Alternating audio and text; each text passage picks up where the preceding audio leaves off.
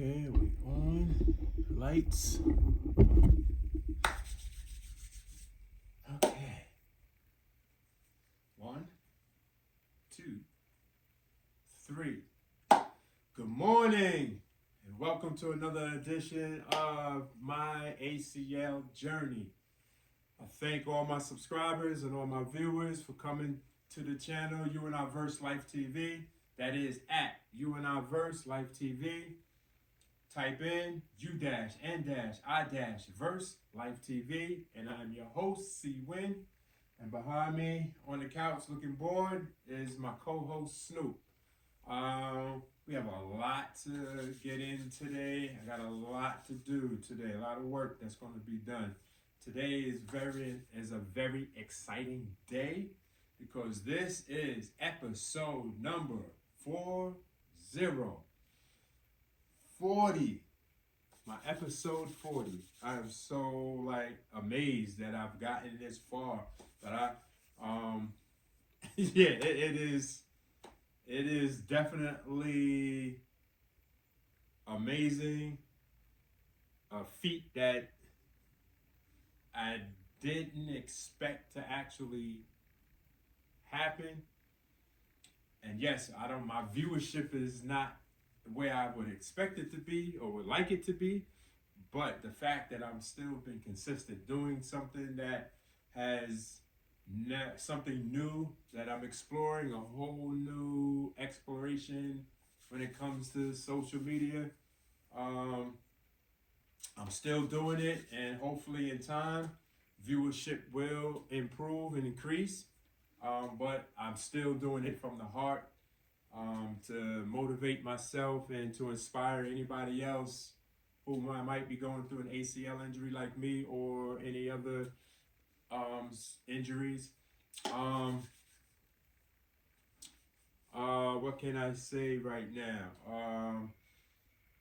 Yes, for any new viewer, I am not a licensed professional, so all the exercises that you see me doing on U-N-I-VERSELIFETV, please, I strongly encourage you not to do them at all.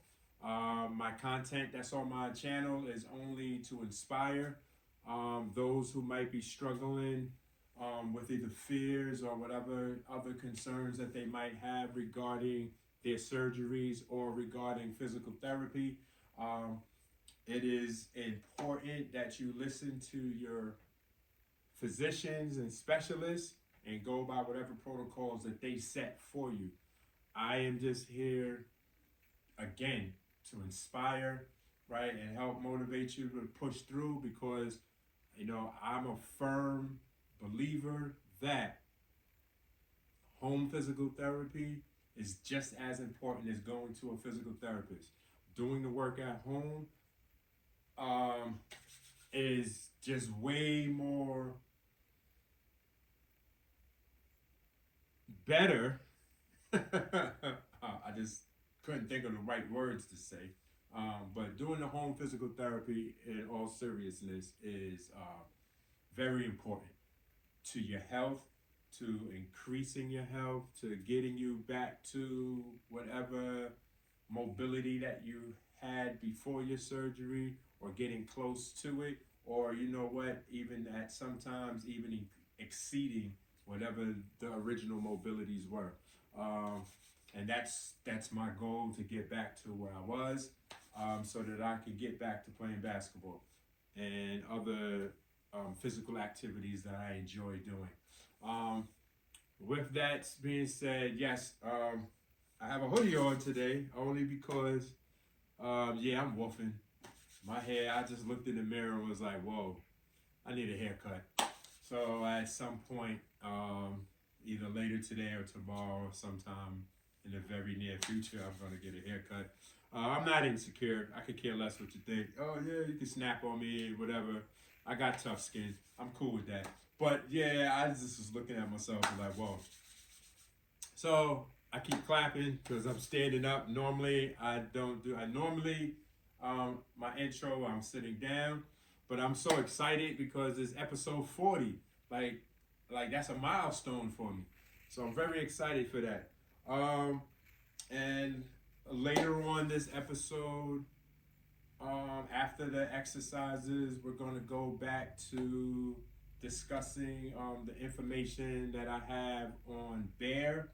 B.E.A.R is an acronym for Bridge Enhanced ACL Repair, and we're going to finish that up later on. As in for now, I'm going to get into my exercises more earlier because they have a whole lot of exercises that I have, and some of them I'm going to figure out which ones to keep and which ones not to keep. As in for the stretching exercises, the physical therapist told me that as I'm getting further and further along and doing more strengthening and conditioning, that some of the early week 1s and week 2 exercises that I had, that I don't have to be doing those. And he symbolically used wrist, like, it's once you see how easy it is for me to flick my wrist. There's no effort with that.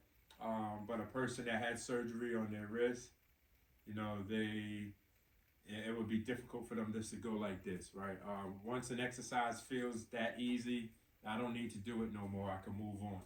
And so with this episode, I'm going to gauge if I still need to use certain of my early exercises or not. All right, so the first thing we're going to do, because, so for all my new viewers, just so that you know, I am my own cameraman. So, because I am my own cameraman, I will have to be adjusting and doing a whole bunch of stuff on my own. I pay myself a nice, healthy salary of $0. All right. Anyway, so the first thing I want to do is stretch out my leg in a stand-up position. I'm going to hyperextend my leg. I went to sleep last night, and actually my hip felt a little better with the elevation. The stretching that the physical therapist gave me for my hip definitely made my quality of sleep a little bit better last night. And I wish for my last episode 39, I wish I could have remembered them stretch exercises. So tomorrow morning when I go to physical therapy, I'm going to definitely make sure that he even holds the camera so I could just make sure I get the proper form of how to do those hip stretches that he had me do, because they definitely worked. And outside of that, let's get started. So let me adjust this camera. All right. I'm not going to be able to see me, but the goal is this. Show it with my good leg first. So I'm just going to stand here and I'm just going to bend you see how I snap my leg, hyperextend my good knee? That's what I'm about to do right now with my operative leg. All right, give me a second to take this off.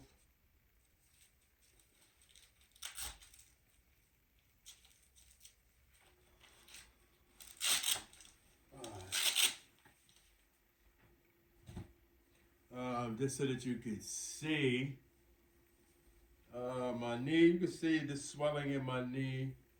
The swelling has been reduced considerably, but it's still got some ways to go. And it was told to me that it could take months before the swelling actually is going. But feeling good. All right, so again, I'm going to stand in this direction, even my feet out, and I'm just going to push my leg back as far as I can. Okay.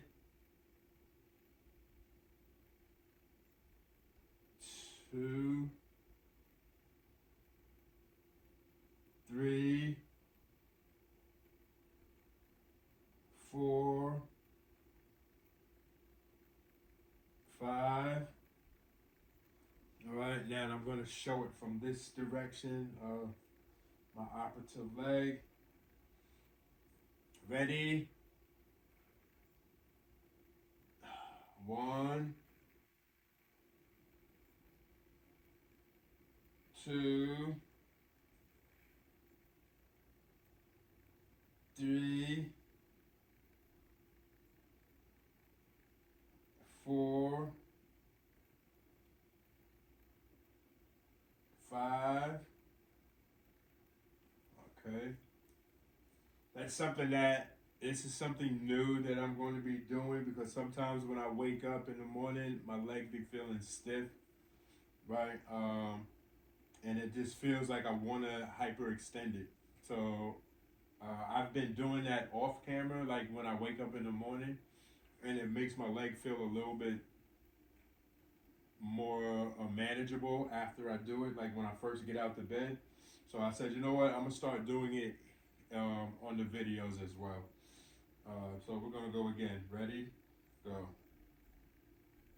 1, 2, 3, 4, 5. Okay, that's set 3. That's number 3. Ready? Go. 1, 2, 3. And as I'm doing it, I'm flexing my quad muscle. 4, 5. That's 4. One more. And I feel it here, but it's not like pain, it's just the pressure. I guess it's because, I had surgery last month. All right, last one. 1, 2, 3, 4, 5. Okay, good money. All right, let's go.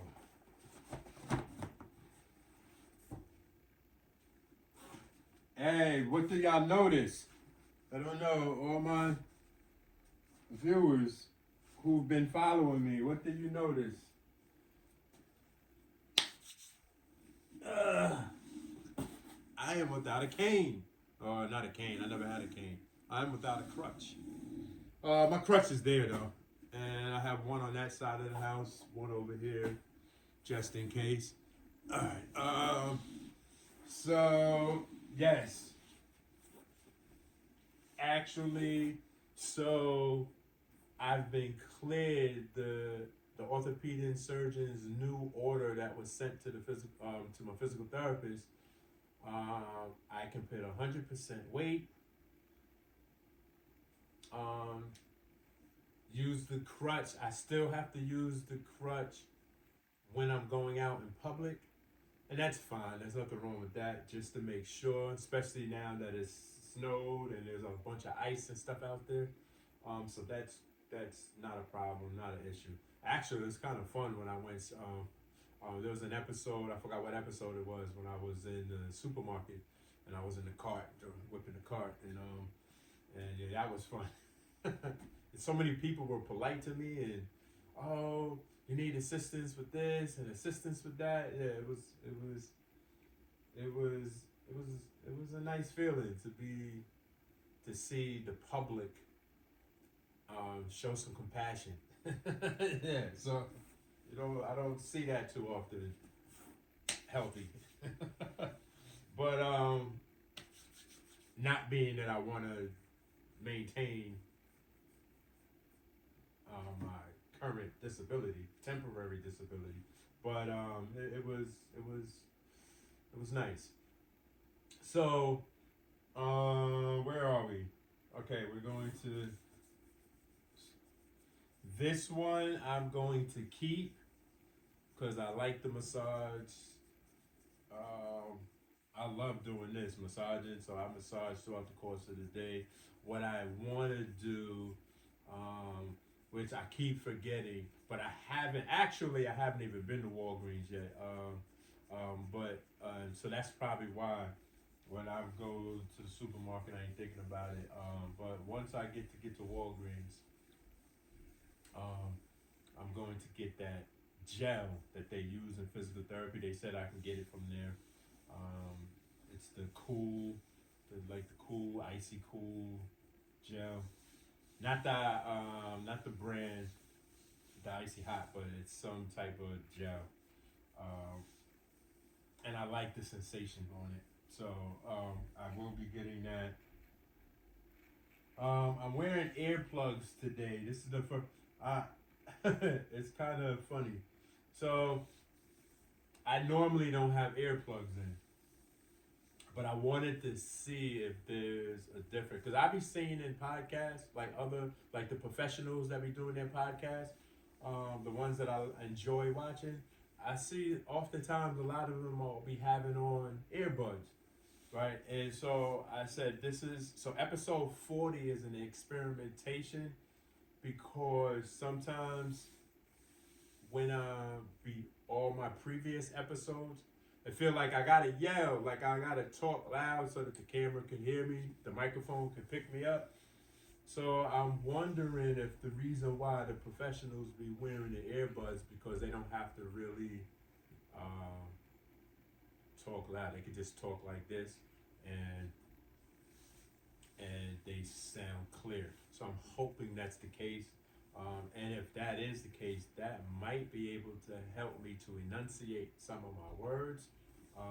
Because when I look back at my footage, I there is some content that I know because I'm the one that said it, but I could see where a person that's a new viewer may not understand everything clearly of what I'm saying, and for that, to all my viewers, I will apologize if there is some of my content that you do not understand or you might misunderstand.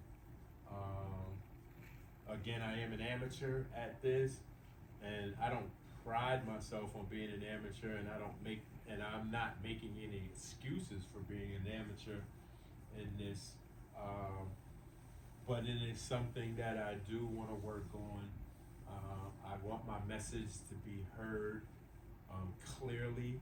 I want my message to be, I like to say what I mean and mean what I say, right? So that I am clearly understood. And so I'm hoping by me having these earbuds in, it will help with my enunciation. Um, we'll see. All right, so I'm massaging underneath, at the bottom of my thigh. I'm massaging at the top of my calf. I'm hitting the the swollen parts where it's still inflamed, especially right in here. Oh yeah, I do that often, and especially right in here. I do that often. However, and I just remembered, I was instructed by the physical therapist not to do what I was just doing, to bring it up, to um, push the swelling towards my heart and not towards my foot. Um, I forgot exactly um, what was said, but how I understood it. Um, Pushing the swelling toward my heart helps with something with the blood vessels, and it will help reduce it faster than when I go down. Then all the blood vessels, everything go down, and I guess that's not healthy for my lower expenditure. I can go in a circular motion, but just don't not down. So I want to stay in the habit of doing like coming up with it. All right. So next thing is I like doing this. This is not something that my therapist provided me, but it's just something that this is a prime. I'm gonna always do that. I'm gonna keep this one as well because this is just like communicating with my leg, my operative leg, that I about to do some work with it. It's just a sensation, and I feel like it's stimulating my leg just by, I go side to side, up, down, side to side, up, down, side to side, up, down, okay? And it's just like my whole leg is like, okay, ready. Like, it's like my whole leg is awakened when I do that. So, all right, the first thing, now we're gonna go to,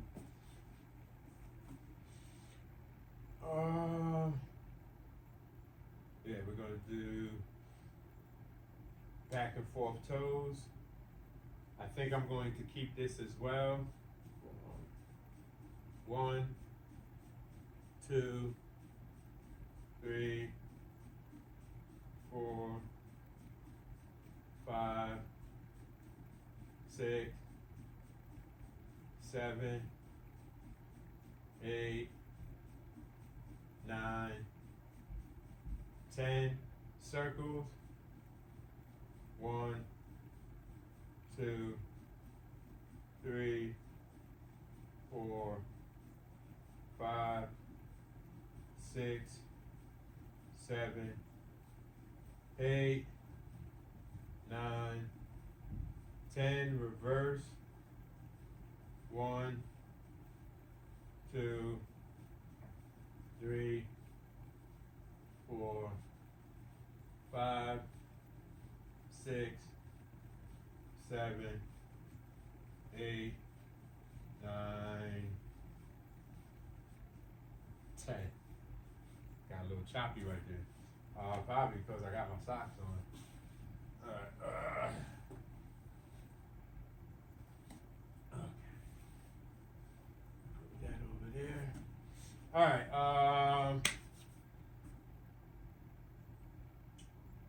The next thing is,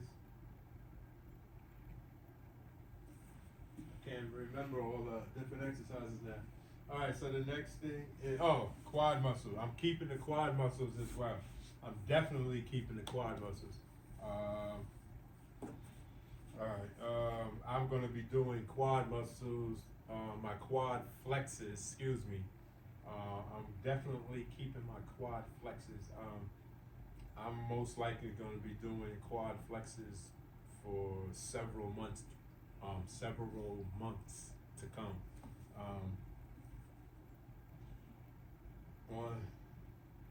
Ready, go. 1, 2, 3, 4, 5, 6, 7, 8, 9, 10. Hold it. 1001, 1002, 1003, 1004, 1005. That's 1. Go. 1, 2, 3, 4, 5, 6, 7, 8, 9, 10. Hold it. 1001, 1002, 1003, 1004, 1005. Go. Ready?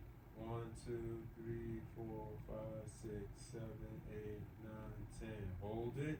1001, 1002, 1003, 1004, 1005. That's 3. Ready? Go. 1, 2, 3, 4, 5, 6, 7, 8, 9, 10. Hold it. 1001, 1002, 1003, 1004, 1005. That's 4. Ready? Go. 1, 2, 3, 4, 5, 6, 7, 8, 9, 10. Hold it. 1001, 1002, 1003, 1004, 1005. That's 5. What I am going to do is reduce it from 10 sets to 5 sets moving forward. I don't need to be doing it constant as much because I do it throughout the course of the day. Alright, so the next thing is okay. to do, before we do that, yes, we're going to do this, but instead of doing sets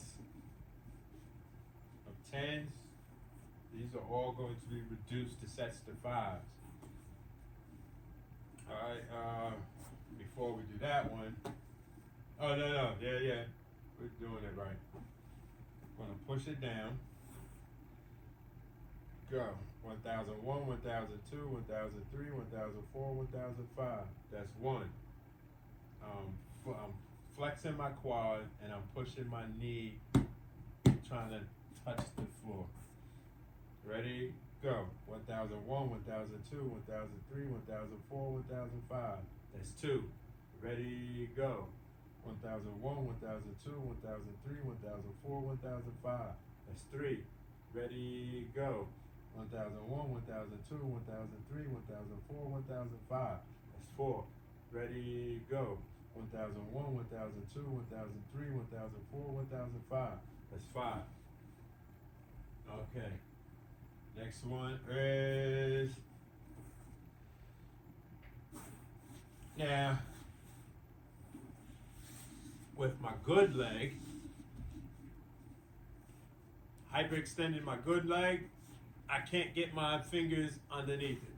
Hyperextending my operative leg, I get my fingers to about right here, right where the other one is just my fingertip. Alright, so we're going to hyperextend the operative leg. Try to push the back of the knee to touch the floor. Ready, go. 1001, 1002, 1003, 1004, 1005. I'm doing better though. Because at one point, I'm just going to relax the leg. At one point, having the leg relaxed, this is what I was doing, and I was coming through and being able to see my fingertips on the other side. But now, when I do it, I just showed you up to the middle of my finger. So that's good, slowly but surely. The hyperextensions are working. Ready, go. 1001, I'm flexing the quad when I do it and pushing down. Ready, go. 1001, 1002, 1003, 1004, 1005. That's 2. Ready, go. 1001, 1002, 1003, 1004, 1005. That's 3. Ready, go. 1001, 1002, 1003, 1004, 1005. That's 4.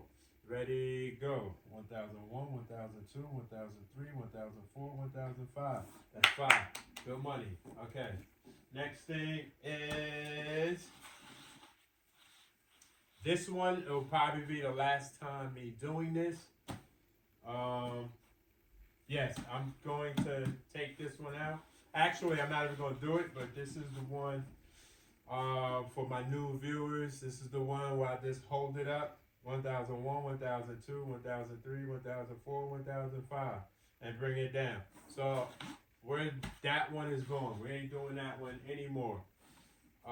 Because actually it's just like this. That's all it is. It's not doing anything for me no more. So what we're going to always, well, not always, but I'm going to be doing this still. 1001, 1002, 1003, 1004, 1005. That's 1. Ready, go. 1001, 1002, 1003, 1004, 1005. That's 2. Ready, go. 1001, 1002, 1003, 1004, 1005. That's 3. Ready, go. 1001, 1002, 1003, 1004, 1005. That's 4. Ready, go. 1001, 1002, 1003, 1004, 1005. That's 5. Ready, go. 1001, 1002, 1003, 1004, 1005. That's 6. Ready, go. 1001, 1002, 1003, 1004, 1005. That's 7. Ready, go.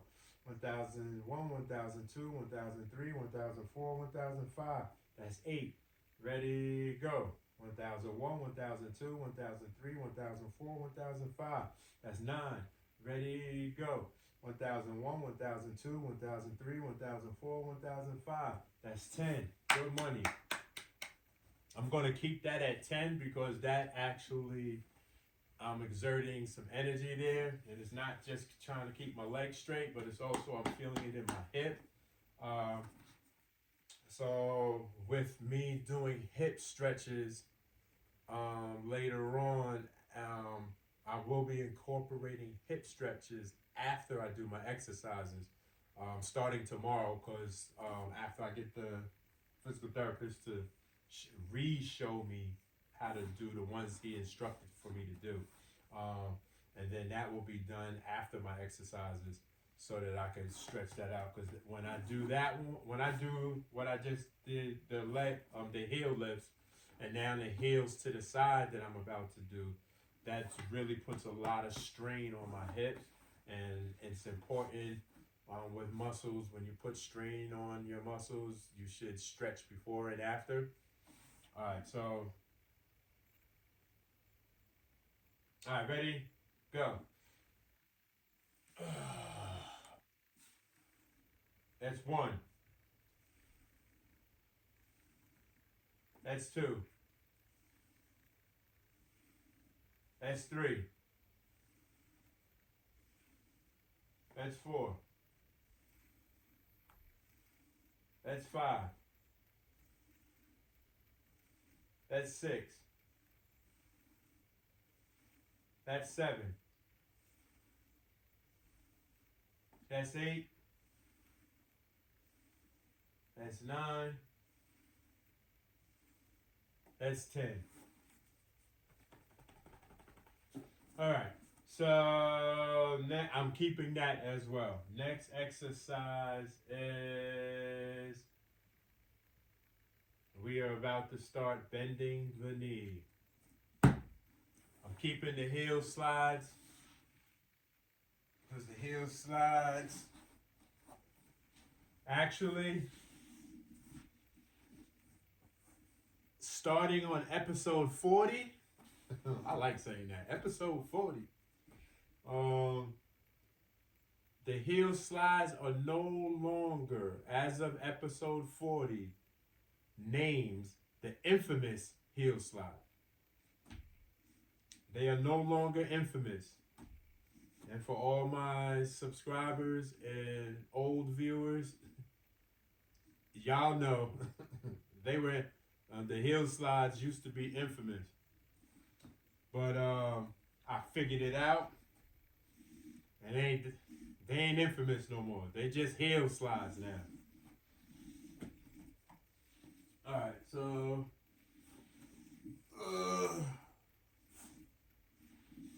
all right. Can you see my foot? Yeah, you can see my foot. All right. Ready, go.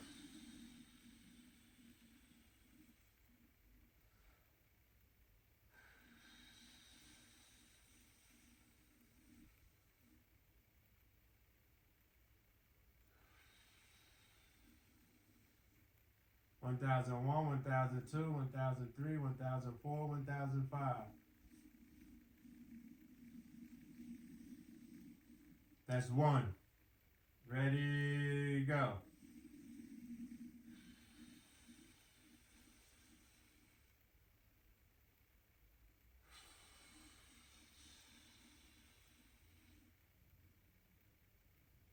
One 1001, 1002, 1003, 1004, 1005. So what I'm trying to do is when I do these heel slides now, I want to flatten my foot on the ground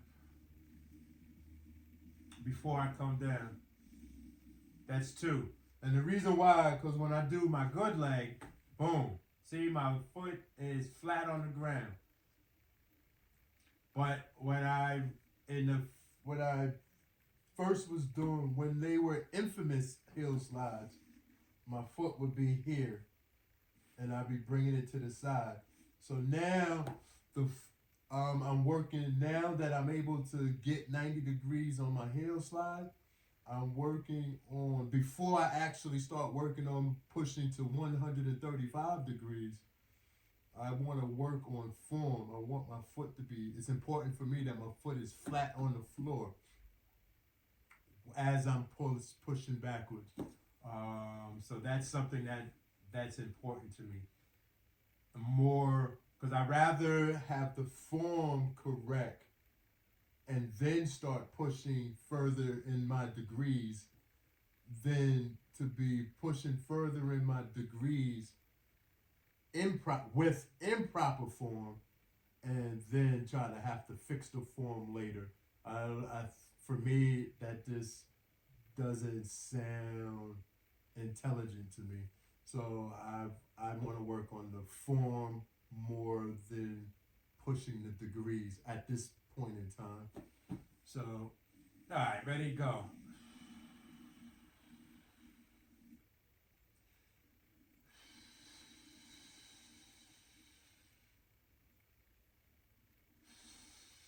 All right. 1001, 1002, 1003, 1004, 1005. Okay. That's 3. Ready, go.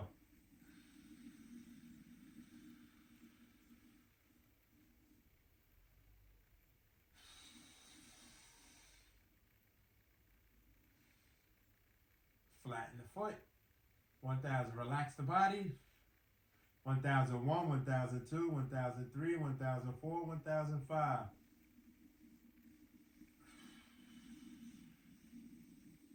That's 4.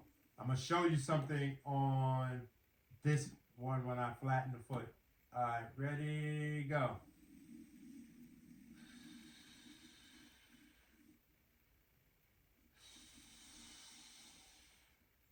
All right, let me come up. When I flatten the foot, my leg comes in somewhat, right? But I want to keep the foot flat, and so what I'm doing is, with my foot flat, I am pushing, using some energy to push my knee outwards some, so that I formed it straight. Now I'm flat-footed. I don't have arches, and so right now, with me pushing, it forms an arch in my foot, which for me lets me know that this is an exercise that I need to practice if I want to get that form back in my legs, that proper form.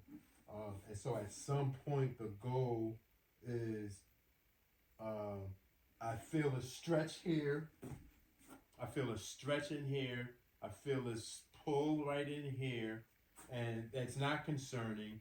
It's because I'm forcing my leg to be put in its proper form, and once it gets used to it as time goes on, it will eventually just look at it as a natural motion, and that's what I'm working on.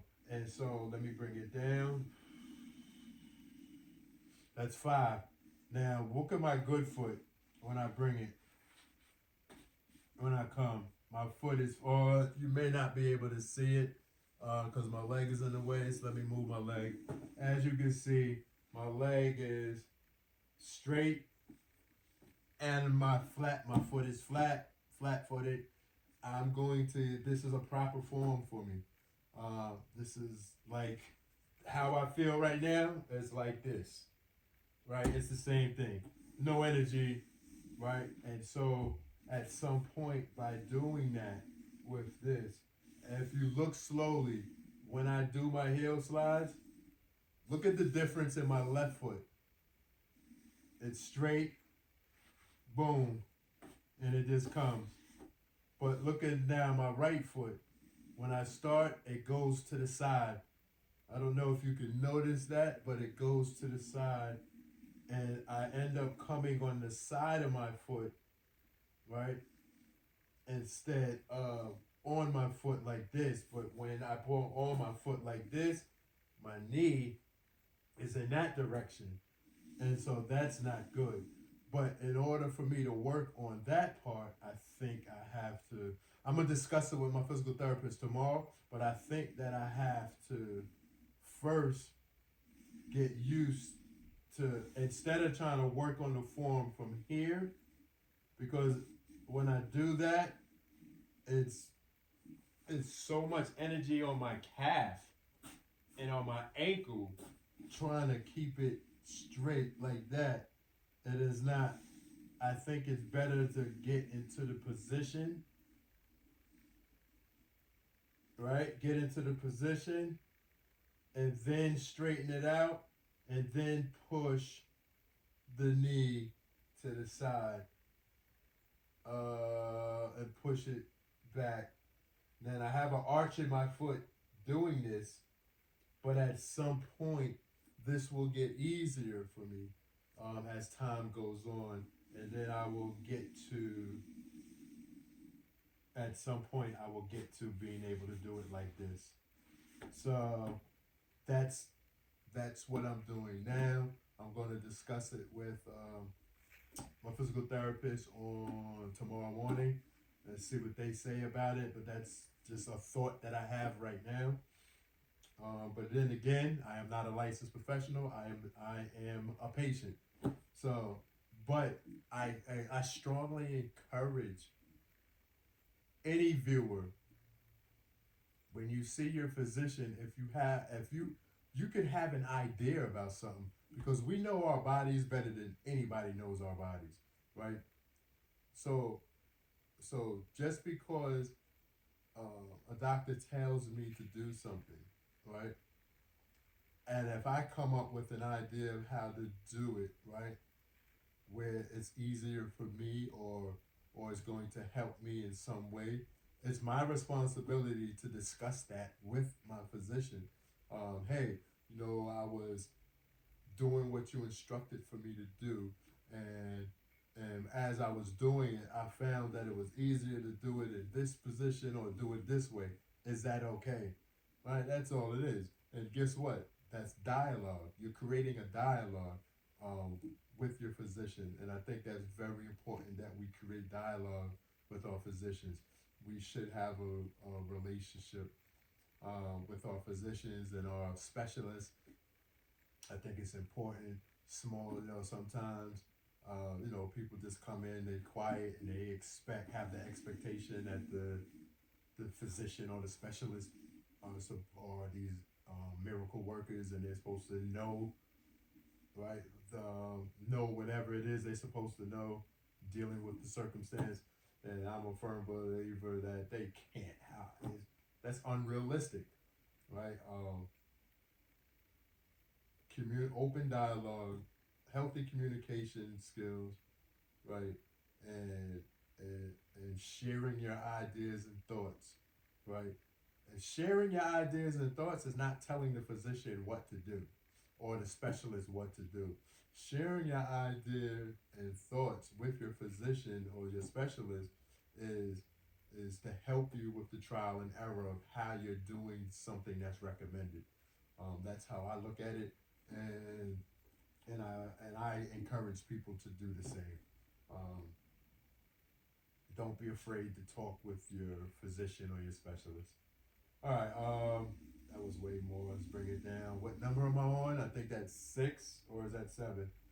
I don't know. I think that's 7. All right, let's finish this up. Got a lot to do. All right, ready to go.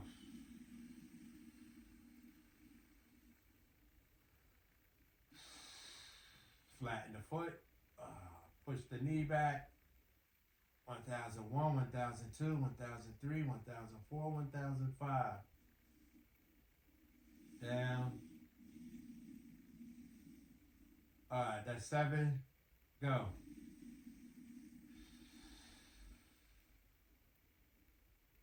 Flatten the foot. Push the knee. All right, that feels good. 1003, 1004, 1005. Down. That's 8. Ready to go. Flatten the foot. Push the knee. 1001, 1002, 1003, 1004, 1005. Down. That's That's 9. One more to go. Okay. Flatten the foot. Stretch the knee. 1001, 1002, 1003, 1004, 1005. Down. Okay. Good money. I also would like to say, for if anybody ever has questions, hey, C. Wayne, why you always, as an example, with right here, go, flatten the foot, stretch the knee, down. Why am I always talking it through? For me, I like to talk through my exercises because it helps me in several ways. One of the ways, it helps me keep a pace, so I don't go too fast, all right? Or I rather prefer to go slow than to go too. I would prefer to go too slow than to go too fast at this stage. Also, I do it. I'm a firm believer when it comes to my health, my physical health, that I have to dot every I and cross every T. So it helps me with form when I talk out loud, talk it out. And these are some of the reasons why that I do it. Talk out loud when I do it. And plus, another reason is the cadence is inspiring for me. Hearing the cadence out loud from me. Sometimes if I'm in an ecstatic, if I'm feeling ecstatic and energized, right? And I'm feeling bubbly or whatever, like I'm really into the workout, 1,000, sometimes I'll be 1,001, 1,002, 1,003, or I might be, 1,001, 1,002, 1,003, 1,004, right? Or like, 1,001, 1,002, 1,003, 1,004, right? And when I'm feeling upbeat, and because it helps to make fun, make fun of what I'm going through. I like to do things because I want to enjoy doing it. I don't want to do things because it's work, right? I know I have to do work and I have to do the work, but just because I'm doing work or have to do the work doesn't mean that it has to be work. It doesn't mean that I can't find ways to enjoy, right? Because that's what kids do. Kids be on punishment. They know they can't do something, right?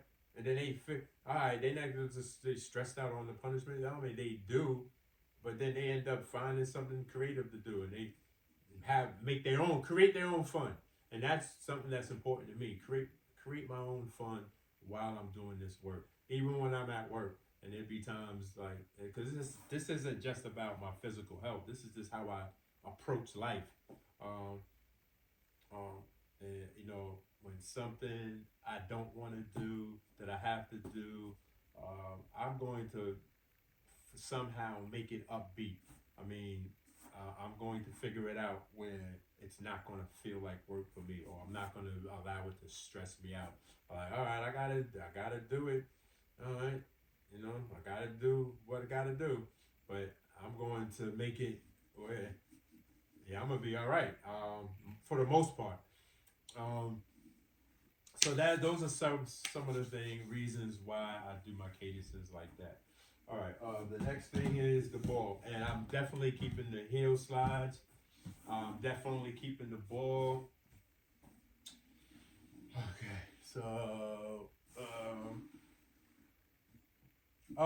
and to add on, so days that I'm not feeling bubbly, right? And oh my God, this is crazy. And I'm feeling lazy, or I might be feeling stressed about something that has nothing to do with the work at hand. Just in pain or lack motivation for whatever reasons, right? And I'm just dreary. I'll be like 1,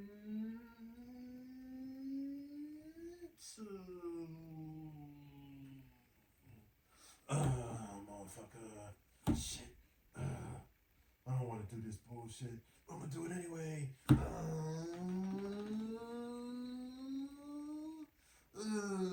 I'll just do anything, and then eventually, after several sets of doing that, it just gets me into the mood. And anybody that works out in the gym can attest to this. You go to the gym the day you don't want to go to the gym, right? And by the time you finish your workout, you so happy and relieved that you did go, right? And that's usually happens all the time. Like in the 35 plus years that I've been exercising and doing everything, when I don't want to exercise or play a sport or do something, usually when I force myself to do it, my adrenaline starts kicking in and I get all up and I'm charged, I'm fully charged, right? I'm always feel relieved and I always glad that I made the choice to force myself to do something because I always feel upbeat, I always feel better, I feel relieved, I feel tranquil, I feel alert, I feel like I just feel all these constructive feelings, right? And it's amazing. So I know this. I have a history of doing this, and it also helps with my optimism, right? And it actually helps with my esteem. Self-esteem is important, and sometimes we did. Sometimes we could we could slip with our esteem for whatever reason. And when we force ourselves to do something, make us feel good about ourselves. Another thing good is positive affirmation. Like it is so important during your physical therapy to affirm yourself. When I'm at home, I'm always affirming myself. There's a difference of being narcissistic and affirming, right? Affirmations is telling myself that I'm good, telling myself I'm the best, telling myself I'm beautiful, telling myself that I'm this and I'm that. These are affirming myself actually helps to increase my motivation, right? And keeps my mind focused on on where the finish line is at, as opposed to the problem, right? Or the issues, right? Because when I just stay focused on the issues, I'm usually stagnated. And I am a person who does not like stagnation. All right, gotta keep it moving. All right, so just wanted to share my thoughts right there. All right, so where are we? We just starting out? All right, ready, go. Wow. Look how far I'm coming. Woo! Look at that. Look at that. Oh, yeah. 1001, 1002, 1003, 1004, 1005, 1006, 1007, 1008, 1009, 1010. I don't know if that's 100 degrees, but that's one. 1001, 1002, 1003, 1004, 1005, 1006, 1007, 1008, 1009, 1010. That's two. Ready, go. 1001, 1002, 1003, 1004, 1005, 1006, 1007, 1008, 1009, 1010. That's three. Ready, go. 1001, 1002, 1003, 1004, 1005, 1006, 1007, 1008, 1009, 1010. That's four. Ready, go. 1001, 1002, 1003, 1004, 1005, 1006, 1007, 1008, 1009, 1010. That's five. Ready, go. 1001, 1002, 1003, 1004, 1005, 1006, 1007, 1008, 1009, 1010. That's six. Ready, go. 1001, 1002, 1003, 1004, 1005, 1006, 1007, 1008, 1009, 1010. That's 7. Ready, go. 1001, 1002, 1003, 1004, 1005, 1006, 1007, 1008, 1009, 1010. That's 8. Ready, go. 1001, 1002, 1003, 1004, 1005, 1006, 1007, 1008, 1009, 1010. That's 9. Ready, go. 1001, 1002, 1003, 1004, 1005, 1006, 1007, 1008, 1009, 1010. That's 10. Good money. Guess what? That was the first time, and is it so happened because this is episode 40? I didn't hear not one crack. I did 10. I usually get a cracking noise, like cracking my knuckles. Right? I didn't get not one crack. Let me find out episode 40. There's a lot of progress happening in episode 40. But I'm keeping that.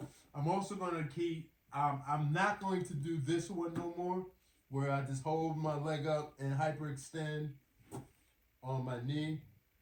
I don't need to do that because I use the ball with the weight, so I don't need to do this one no more. So that exercise is done.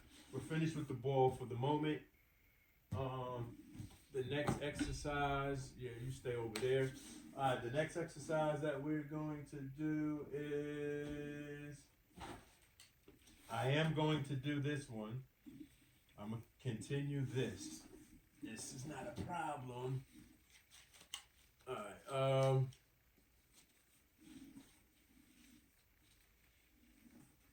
Ready, go. Hyperextend my leg as best as I could. I'm going to put my heel toward the ceiling and my toes toward my face. And stretch. 1001, 1002, 1003, 1004, 1005. I'm not going to do a 10 count no more. Just going to do a 5 count. That's 1. 1001, 1002, 1003, 1004, 1005. That's 2. Go. 1001, 1002, 1003, 1004, 1005. That's 3. Ready, go. 1001, 1002, 1003, 1004, 1005. That's 4. Ready, go. 1001, 1002, 1003, 1004, 1005. That's 5. Now, I'm still going to keep this one as well. Ready, go. 1, 2, 3, 4, 5, 6, 7, 8, 9, 10. I'm going to do 2 sets of 10s. Ready, go. 1, 2, 3, 4, 5, 6, 7, 8, 9, 10. All right, I'm going to keep that one as well. That's done. For the foreseeable future. All right, the next thing is going to get on the stomach. Okay, so let me pull out this strap, but before we use this strap, let's get back to this strap.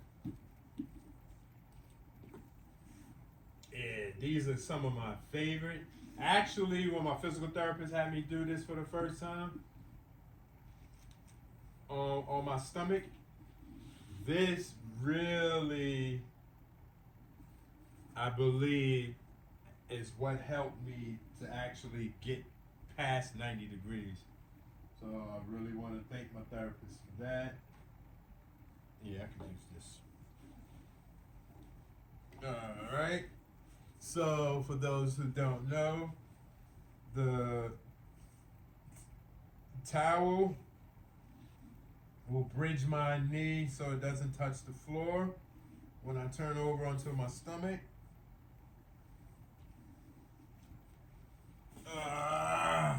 Okay, there we go.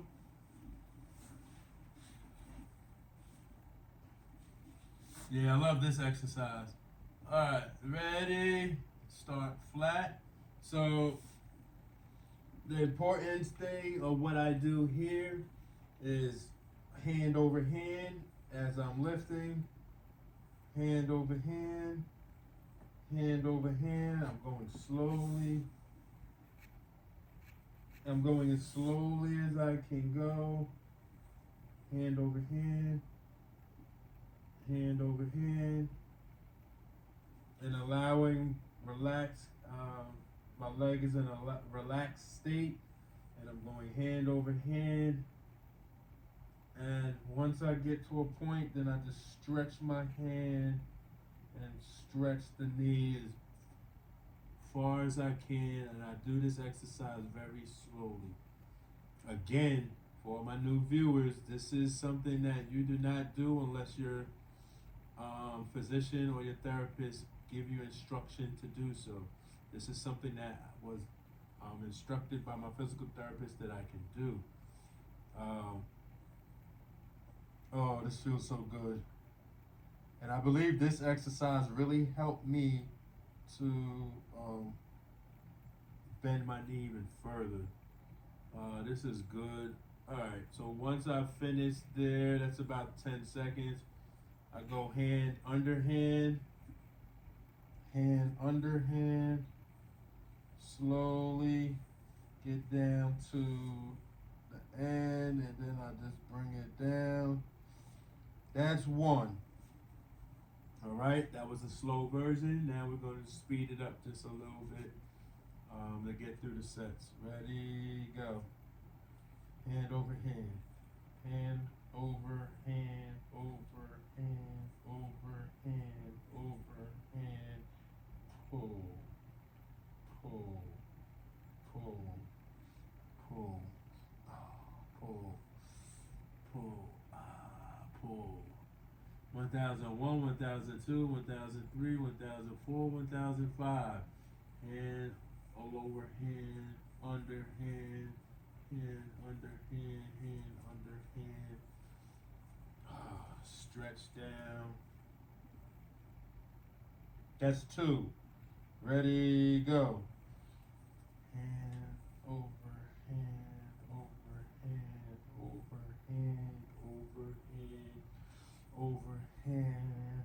Pull. Slowly pull. Slowly pull. Hand under hand, under hand, under hand, under hand. Bring down. Ooh. That's three. Ready, go. Hand over hand, over hand, over hand, over hand, over hand. Pull.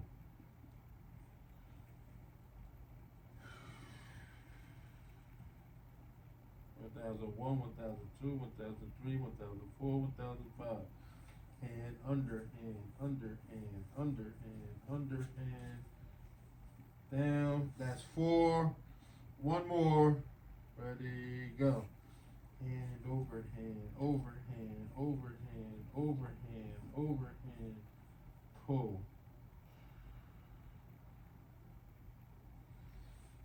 Overhand. Pull. Overhand.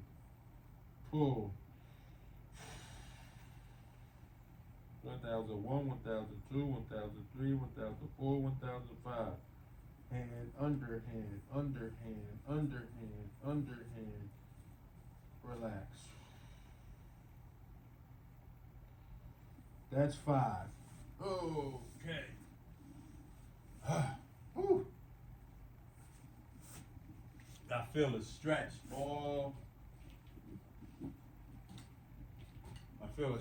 all up in my knee, but it's amazing.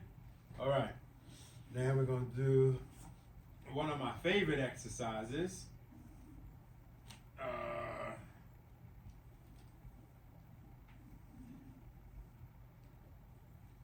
So the difference between this and this exercise is that this exercise, I'm using my arms for more energy is going through my arms, where this exercise, all the energy is really going through the band.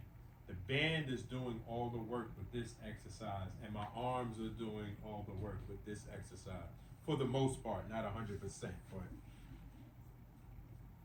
so when I do this exercise, because the band is pulling, oh yeah, it is. Whew, it's like a big sigh of relief. All right. Oh. Ready, go.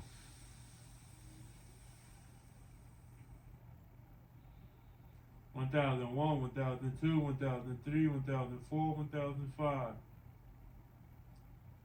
I felt that. That's one. Ready, go.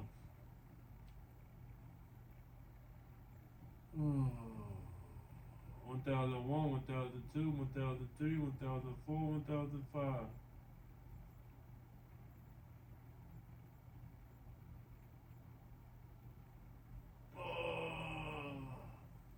That's two. I feel a little pain there coming down, because that's coming down is where I feel the resistance. Alright, so I felt a little sharp pain there. It might have been a 5 in pain. Okay, so I'm gonna go slowly, slower. Hard to talk with my chin on the floor, so if it sounds muffled, my apologies. Okay, that's 3. I feel it in my pain, the pain I feel is in my kneecap. That time when I went down the third time, it wasn't as bad. Right there, I feel it. Then it goes away. So that was probably a 3 in pain. That's 4. One more. That is the first time that I've experienced that doing this exercise.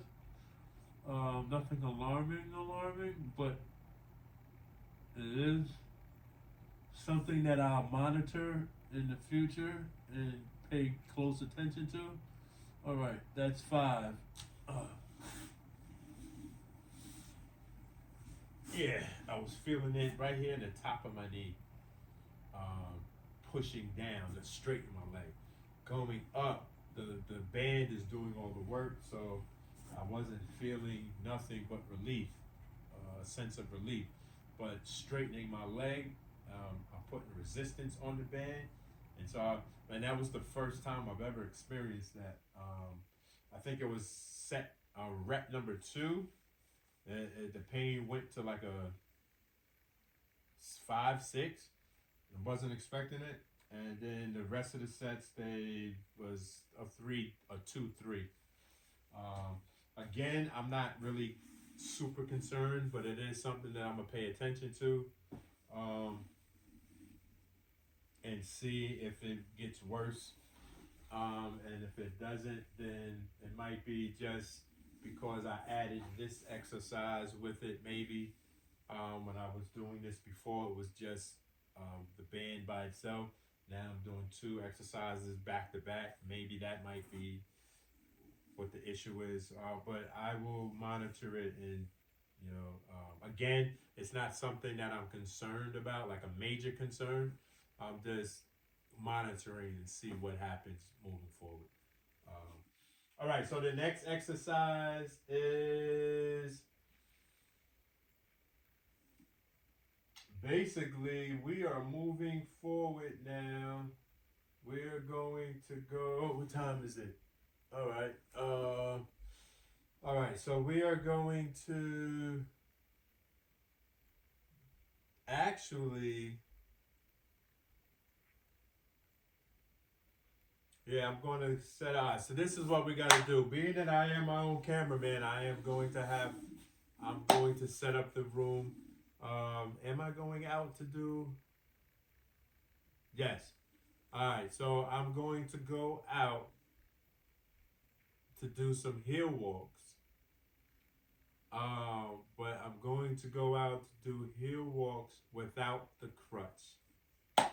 So that's the surprise for episode 40. I just came up with that. So, well, I didn't act. So let me be clear. I didn't just come up with that on my own. My physical therapist said for me that he really wants me to start walking without the crutch, practice walking without the crutch. So that's what we're going to do right now. I do want to do it outside because I have a couple of neighbors.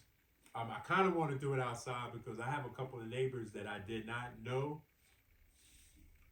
be watching me from their balcony. um, so how I found that out one day when I was doing no, I wasn't excuse me, I wasn't working out. One day I was out, and the lady, she said, "Oh, my neighbor," she said, "Oh, you're the heel to toe guy."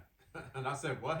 She said, "Yeah, I be hearing you all the time when I'm on my balcony. And we watching you do your right." And and I started laughing. I was like, "Oh yeah, da da da." So of course I gave her the YouTube channel, whether she's watched it or not, I don't know. But if you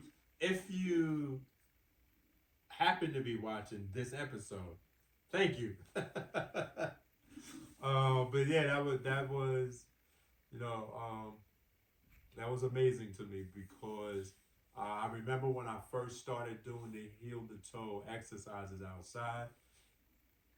I had a little feelings of embarrassment, like wow, I'm about to, people gonna be looking at me and oh, this guy's crazy. He out here in shorts in the wintertime, and why is he like in the army, heel toe, heel toe, heel toe, heel toe, right? But then I was just like, okay, if I don't do it now that I already had the idea to do it, then I'm just going to open the door for me to make more excuses for other things. So I was like, all right, I said this is something that I was going to do. I got to do it. I'm going to be uncomfortable at first. But as each episode that I do the heel slides outside, I've become more comfortable with it and I can care less. So to hear somebody tell me this at a later, and this was like last week sometime when the neighbor had mentioned it to me, and she wished me a healthy recovery and hope that that everything works out for me. She wished me the best, and I appreciate her for that because we've never spoken prior to that. So hopefully because of that, hey, I speak to everybody on most occasions. Good morning, good afternoon, how you doing? I got a couple of neighbors that I chop it up with. But then there are some neighbors that we don't speak. It is what it is.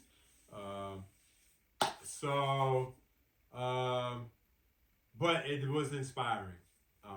It was inspiring for me. So what we're going to do now, get back because got a lot more work to do.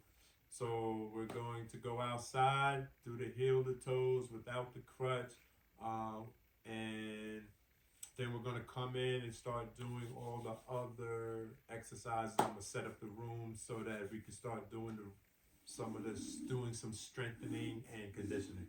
All right, so I will be back. Look how easy I got up. Okay, we outside. Okay, about to get ready to do these heel to toe walks. However, for episode 40, we're gonna do it a little bit differently. Alright, so first things first, get rid of that. Alright, and what's important is go over here.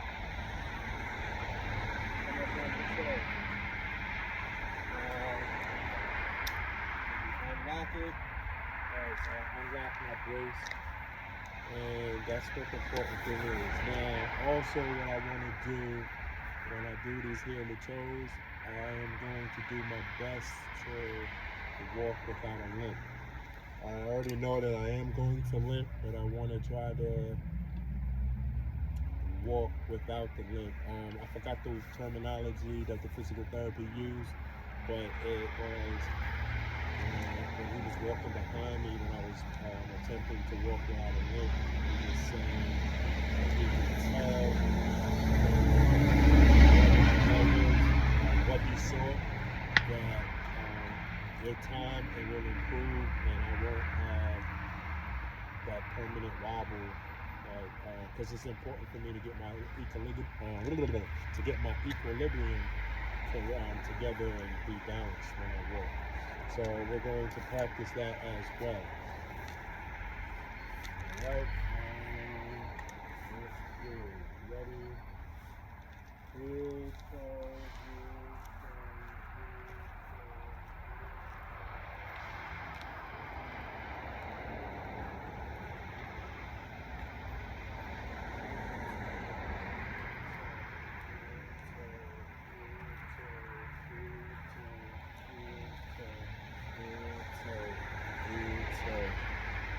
Back up a little. I feel a little pinching, like right in here above my kneecap. It's not alarming. It's not really painful, but I feel it. Ready? Let's go.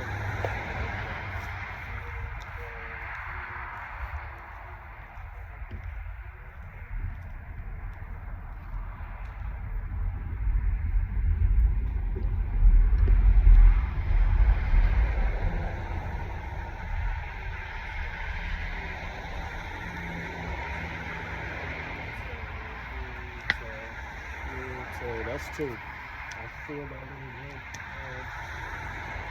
Try to do it again without limping.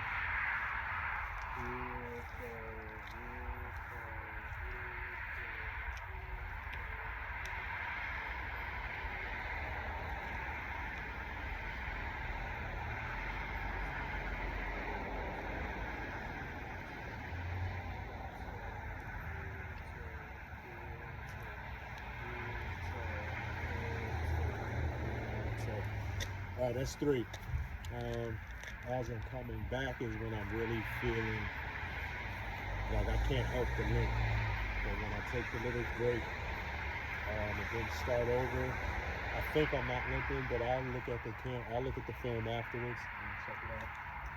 All right, ready, go,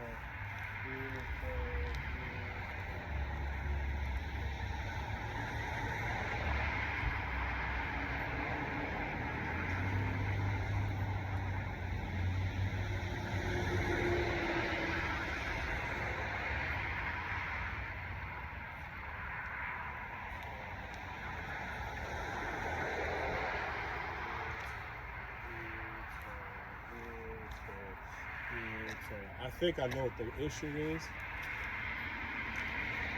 This going in that direction, and I'm going that way, it's on an incline. This is a hill. And when I'm coming back this way, it's downhill. And I think that's why I start limping a little bit more. I'm going to have to find somewhere where it's less, where it's kind of more balanced. You know what? Tomorrow morning when I go to physical therapy, I'm going to ask them if there's a difference with the incline and decline when I'm doing my heel toes. For now, I just want to finish it. I might have somewhere in the parking lot I can go to do this a little bit easy. But I'm not doing that today. What was that? 4, right?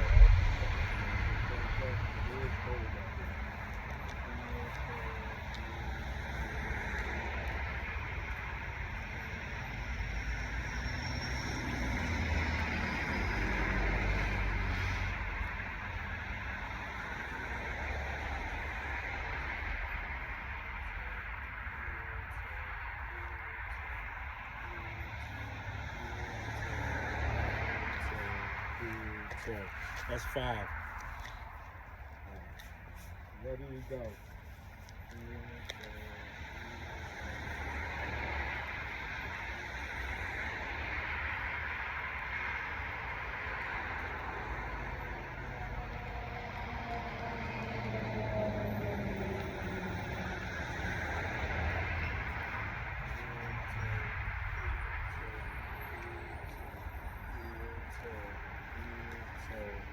That's 6.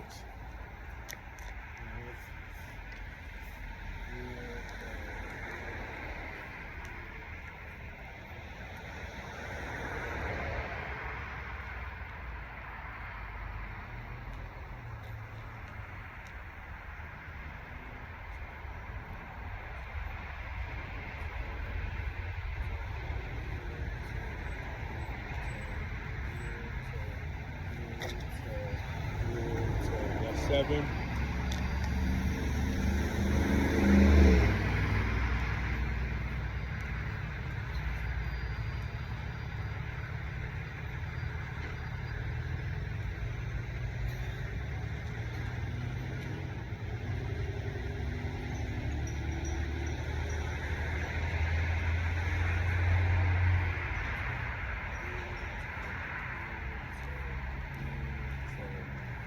So that's 8.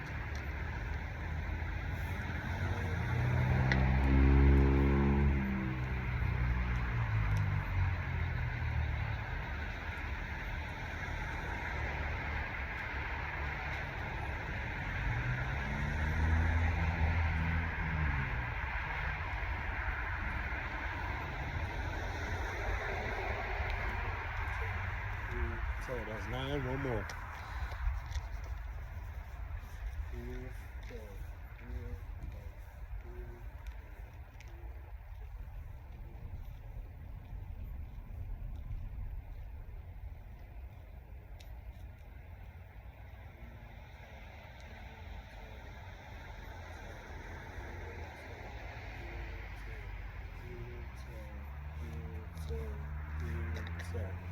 That's 10.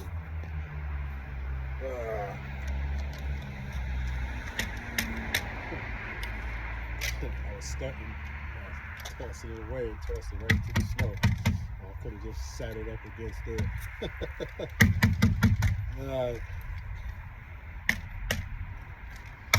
Alright, so we're going back in and we're going to start doing some strengthening and conditioning for the knee. We're going to do some squats without the ball, no ball assistance. And we're going to do several more exercises and ready to get it in. Oh, actually today, let me remind myself on camera, go online and get this pedal machine now, because I'm really excited. Yesterday when I used the pedal bike, and I was able to get to 104 degrees bending my leg. Oh man, that was amazing. It's challenging, but it definitely was inspiring, and it got me really hyped, and I'm ready to keep doing it. And you know, the funny thing is,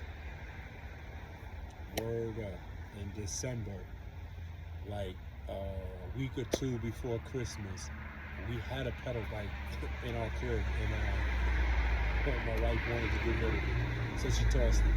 And so now, because nobody was using it, nobody really was using it, it was just sitting there.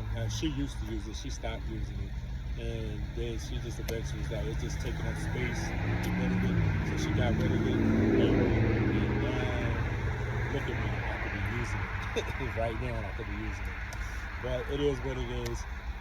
At some point in the very near future, I'll be able to get back to the gym, where I'll be using the bike a lot, so I'll be able to use it every day.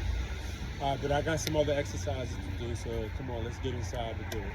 See you in a bit. Okay, we are back. Let's put on the light. I gotta plug this back into the stand. Okay. Light, there we go. All right. So, we are back And about to do some strengthening and conditioning. This is where the real work coming in at now. This is this over here. I don't need that no more. Alright, so first things first that we're going to do is we're going to stretch out the knee first. So basically,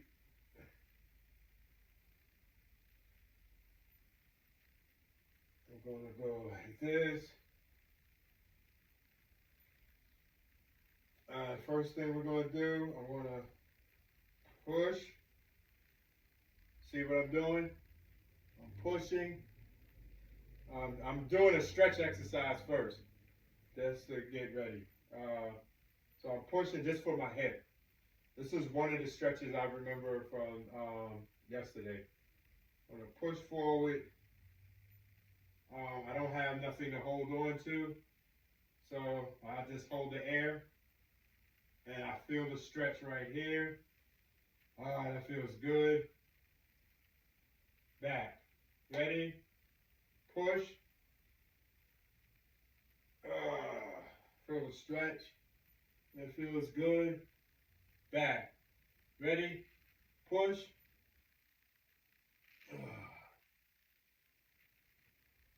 Back. That feels good.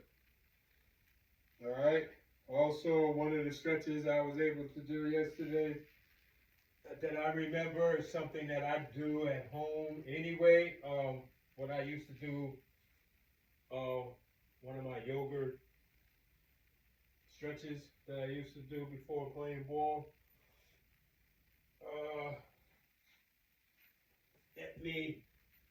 There you go. Oh, that's why. All right, there you go. Okay, I feel that stretch. That's a great stretch that I feel right there. And that's even better than the first one. Stretching out the hip.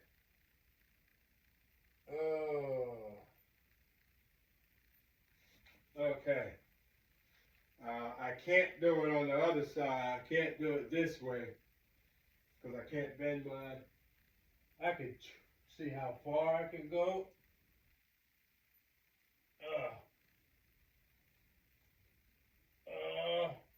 Oh snap! I'm going further than I thought.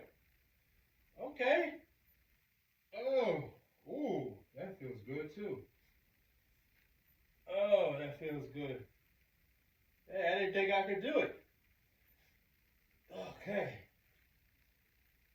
I could do that.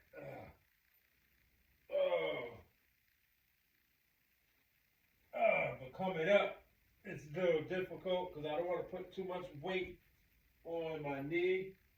I'm not ready for that yet. Oh, but I feel so much. Ooh, I feel real loose up in here now. Yeah, I feel real loose now. All right, so next, what we're going to do now, before we start the squats, we will use this.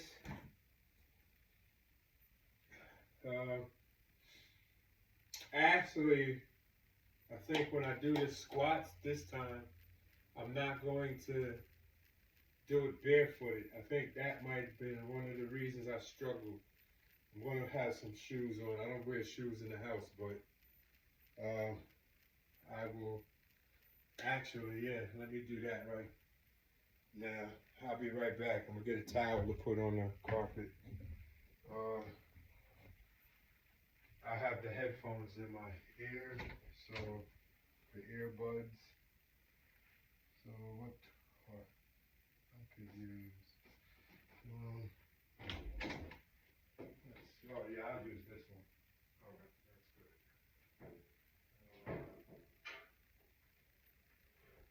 Yeah, I noticed when I was on that physical therapy doing the squats there, it felt the angle felt different because I had shoes on. This time I'll have sneakers on though, and so that will I'll use the stand on with the sneakers when it's that time. So I can just leave that there for now. And that will most likely, because I could, in the past I was able to do squats barefooted, but it is different from when you have shoes on compared to when you're barefooted.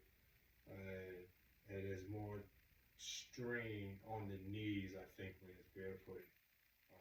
So we'll do that. But as for now, this exercise,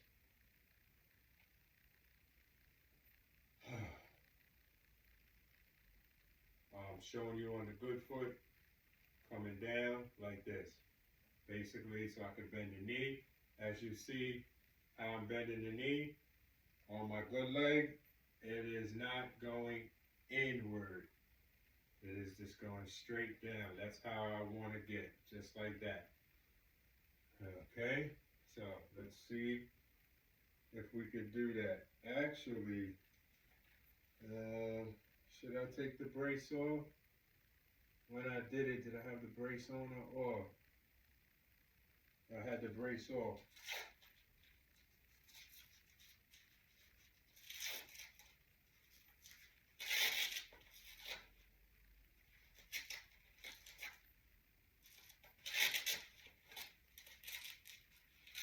Okay, the brace is off. Let's see if there's a difference. Watch my knee. It's most important because I have the light on, so I can't really see. But I don't want my knee to bow inwards. 1, 2. All right, so this is not a set yet. Just want to see the difference. Okay, good leg. Boom. Boom. Boom. Boom. Boom. Boom. That's where I'm trying to get to at some point. So let's see what happens now. All right. I'll look back at the film and make adjustments where I see fit. Ready? Go. 1,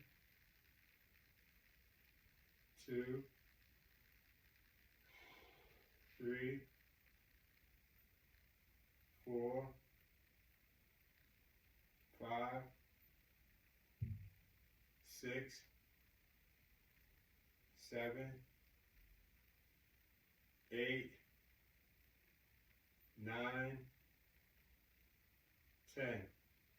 I feel it in my kneecap. Not painful, but I feel the pressure in my kneecap. That's 1. I'm gonna do 5 sets of those. All right.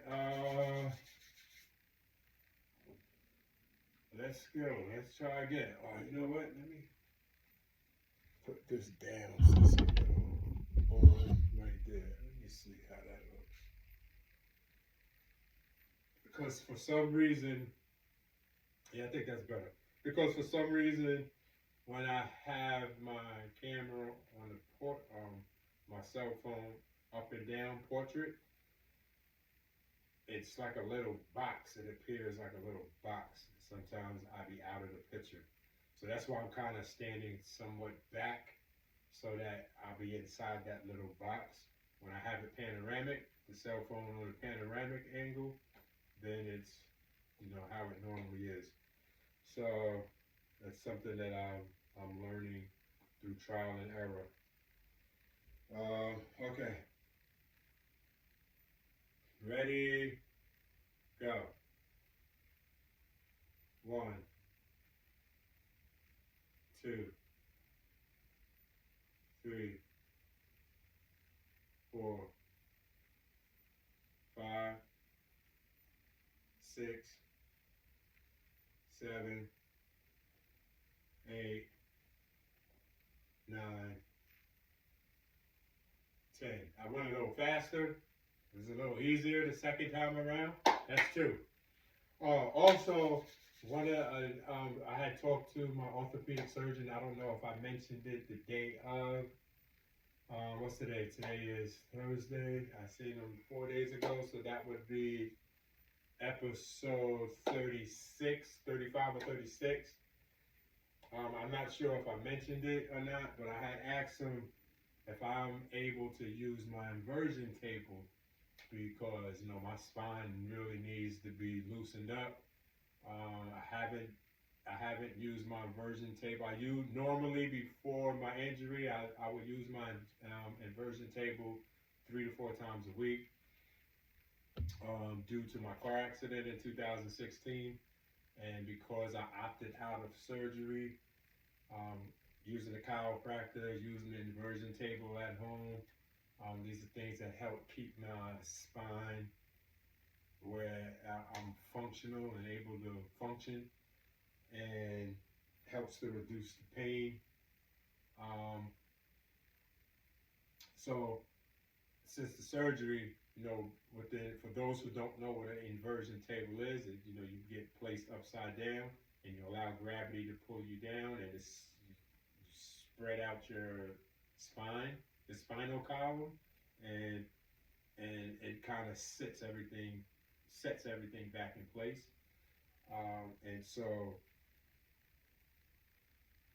but because my inversion table holds me from the ankles, I had concerns if, you know, being I had just got surgery, I pulling, because it don't just spread my spine, it spreads my kneecap, my knee, my ankles, my hips, like everything goes the opposite direction. And so I didn't know if that would affect the surgery. So I didn't even ask on my first follow-up appointment, but on my second follow-up appointment, I asked, and he told me that I could start using my inversion table. That it's not going to affect treatment. And so I was like, cool. So I actually was supposed to use it yesterday for the first time, but things happened throughout the course of the day, and I never finished off with episode 39. And that's why I wanted to get a good early start today, and we're getting this work in. All right, so let's go. Ready?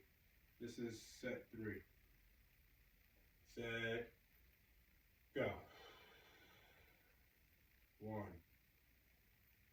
2, 3, 4, 5, 6, 7, 8, 9, 10. That's 3. 2 more to go.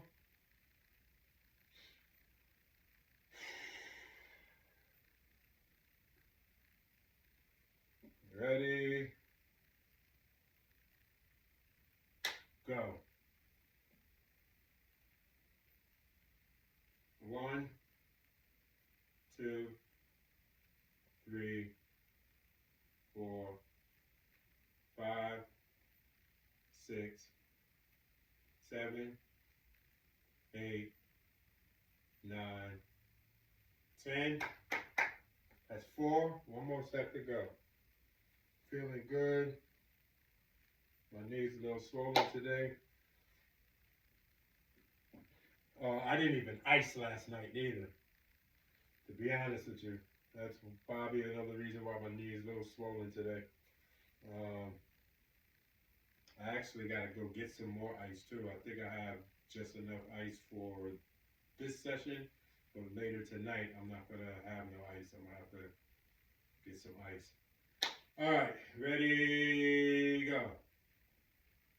1, 2, 3, 4, 5, 6, 7, 8, 9, 10. Good money. Good money. All right, so that's done.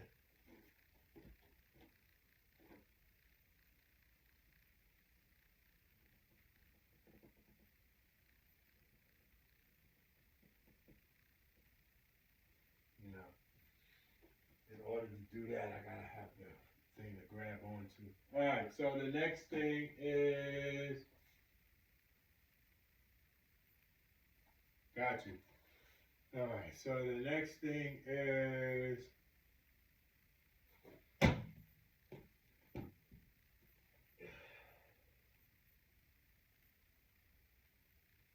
don't know what angle would be better to do it in.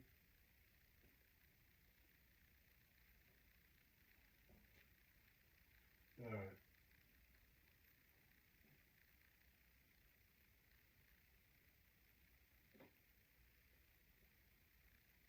All right, ready, set, go. 1, 2, 3, 4, 5, 6, 7, 8, 9, 10. Okay. I'm gonna try this way. See, I don't know which angle looks better.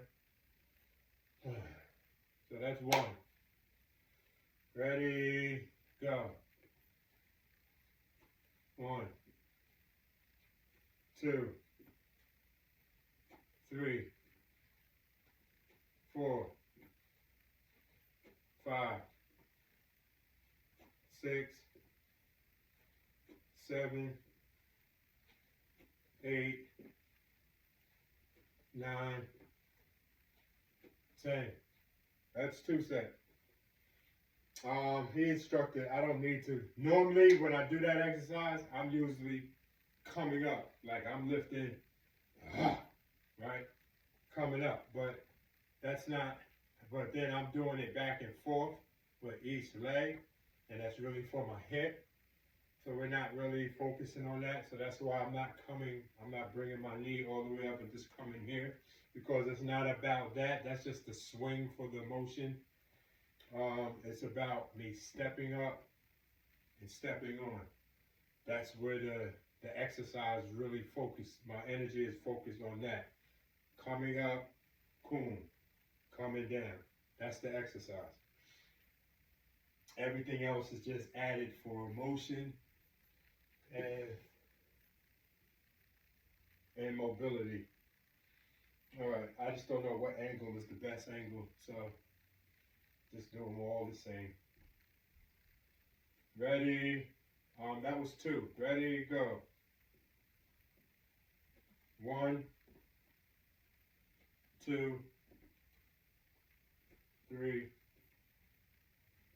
4, 5, 6, 7, 8, 9. I felt that one. 10. That's because I kind of went on there awkwardly, and I felt it on my knee. Nothing concerning, and it wasn't really painful, but I felt it.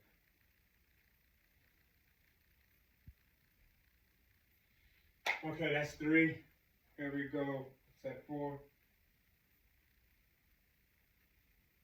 Ready, set, go. 1,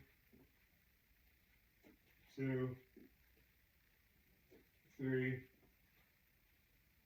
4, 5, 6, 7, 8, 9, 10. That's 4. Final set. It's easy for me to remember to count. 1, 1, 1, 1.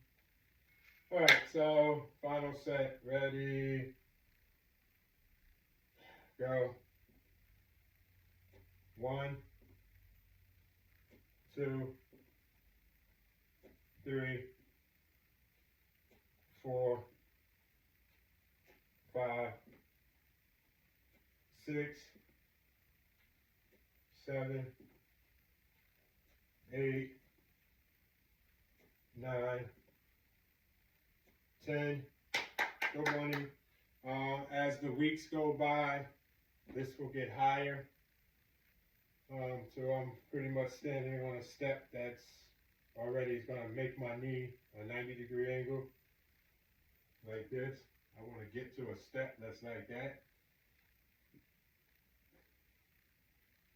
Once I get my legs strong enough, I'm going to be doing all my exercises on both legs so that my legs are evenly proportioned. But not right now, the concentration is just on my operative leg.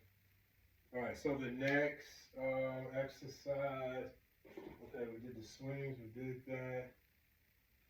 The next thing is, I'm forgetting something.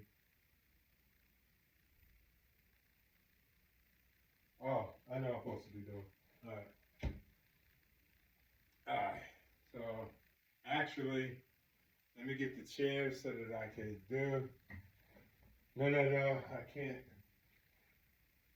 Oh, well, you know what? Yeah, because I got to do the squats after this next exercise, so I can bring one chair for now. I got to get ready to prepare myself for a parallel bar.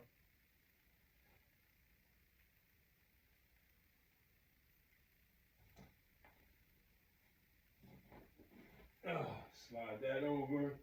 Because it's important that the chair is balanced. Because I have a carpet on top. I have a rug on top of a carpet. So that will be there. The other chair will go here. Alright, so that right there. So it'll be like that. Alright, so before we start the chair is going to represent a parallel bar at some point at the next exercise. Alright, so this exercise, actually, I still need this. I know I'm supposed to use this for something still. Alright, ready, go. 1, 2, 3, 4, 5, 6, 7, 8, 9, 10. 1, 2, 3, 4, 5, 6, 7, 8, 9, 10.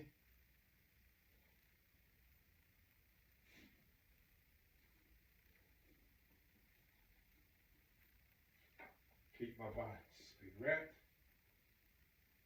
1, 2, 3, 4, 5, 6, 7, 8, 9, 10. Oh, I did that already. Oh, so 1, 2, 3. Oh yeah, I did 1, 2, 3. All right, yeah, so that's 1. All right. I thought I had to do it 4 times. All right, so 2, 3, 4, 5, 6, 7, 8, 9, 10.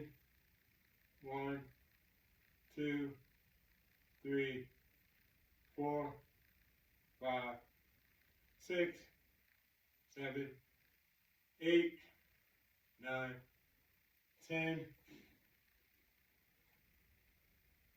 Let me try it this way.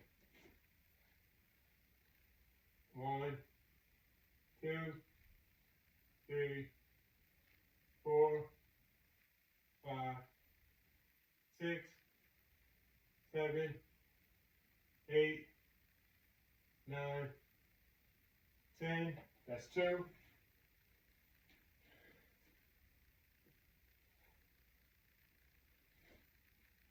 I want to try something. Just want to experiment. Just to see. Ready?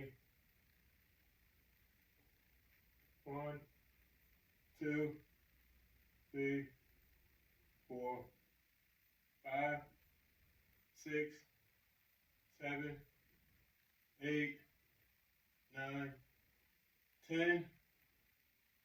1, 2, 3, 4, 5, 6, 7, 8, 9, 10. 1, 2, 3, 4, 5, 6, 7, 8, 9, 10. That's 3. Some of my exercises, I don't know what's the better angle to use. So I like to switch them up just to see how it looks. Because certain angles will give a better or more certain angles will give more of an acute precision of, I'm freestyling the words of what it is I'm doing, to show where I can see the range better, or just the form, the technique of whatever it is that I'm doing. And sometimes I don't know if it's better to do it facing you, or if I should be profile and doing it, or some exercise is better with my back to you, to my viewers. So I don't be knowing. So sometimes I'll just switch them all up for better angles. Okay, so I did 3 sets, 2 more sets to go. Okay, ready, go. 1, 2, 3, 4, 5, 6, 7, 8, 9, 10. 1, 2, 3, 4, 5, 6, 7, 8, 9, 10. 1, 2, 3, 4, 5, 6, 7, 8, 9, 10. That's 4.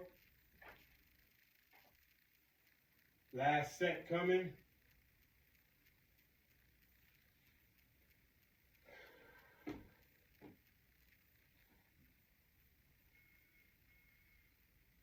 Ready, go.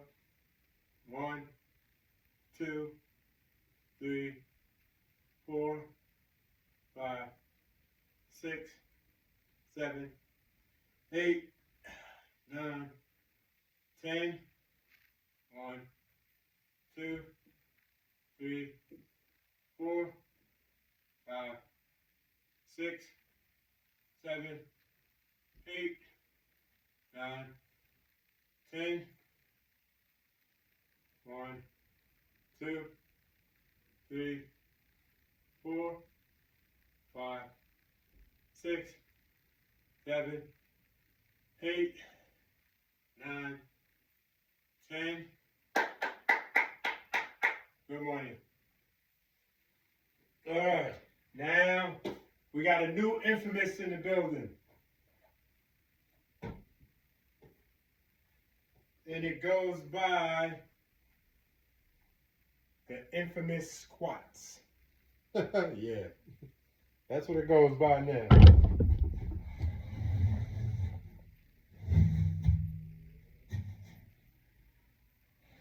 No more infamous heel slides. They've been domesticated. Now we have the infamous squats. Far more compelling, far more demanding, far more challenging. This heel is more steeper. The wind at the peak is more blowing more harder. And I have to conquer it. I have to conquer the infamous squats. Like I conquered the infamous heel slides. So, okay, let me make sure that's good. This is my parallel bars. Chair's good.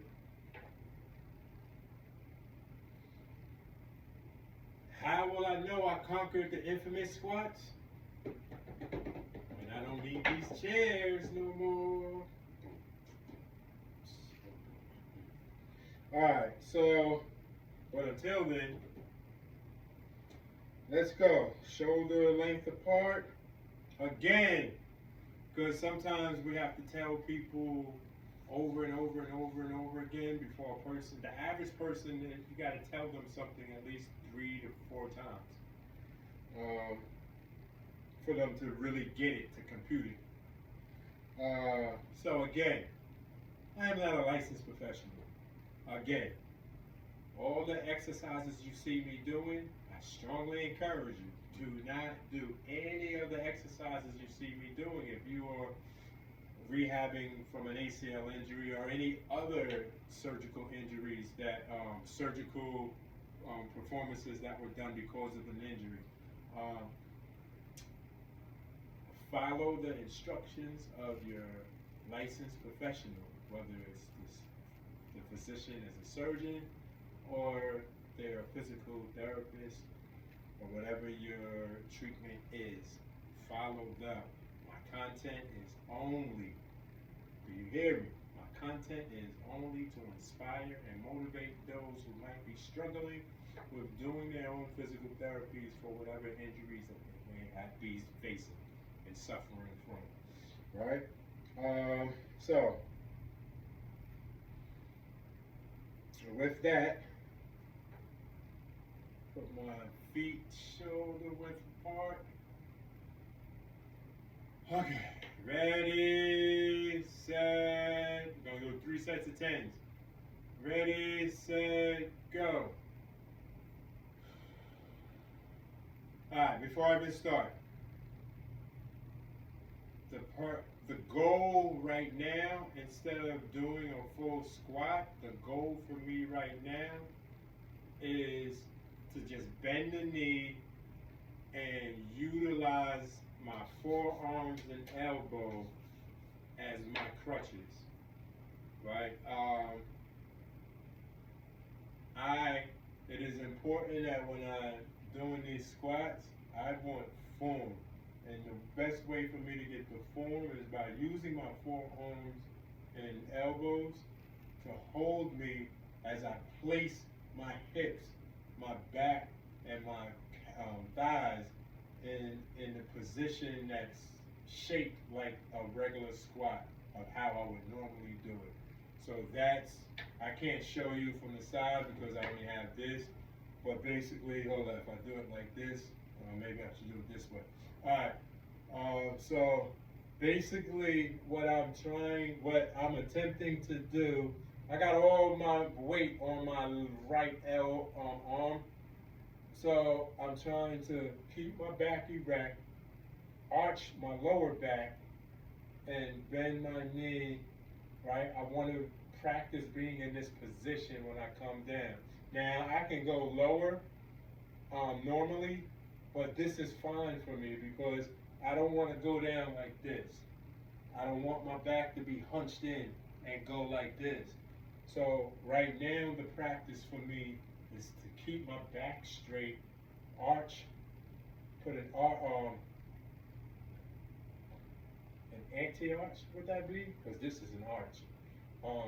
And you flex my lower back in as I bend down. So that's what the key of what I'm doing now, more than coming down, and I'm bending my knee.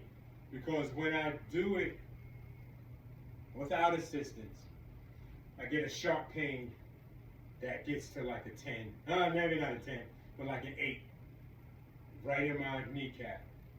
So which lets me know I'm not ready yet to attempt to do squats without assistance. So, because I need assistance, it is more important because unfortunately we are creatures of habit. And so if I practice something that's not in good form, guess what? What I'm practicing is what I'm going to execute down the road when I'm not practicing.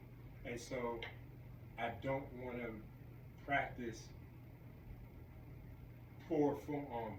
I want my form, I prefer my form to be as close to perfection as possible, and then work on what I can, the reps and stuff later on.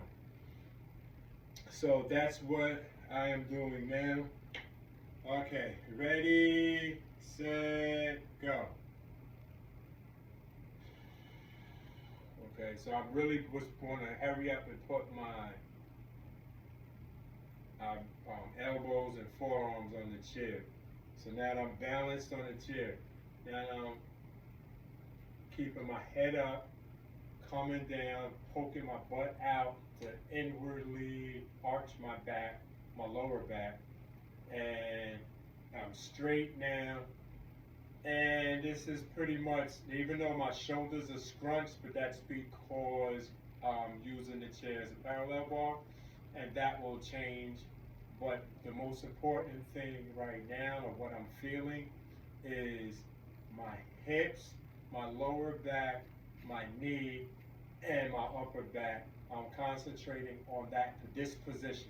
This is how I want to be when I'm doing squats normally. So I'm training my body, though I can't do it on my own, to remember this is how I want it to be. And I push up, and I feel I'm pushing up evenly, and I feel the weight on my knee, but it's not as painful, right? That's probably a 3 with pain, which is tolerable, and I can deal with that. Okay, so that's 1. Ready, go.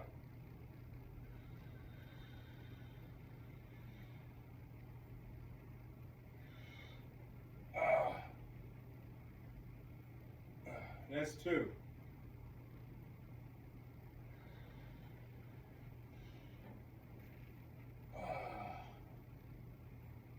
That's 3.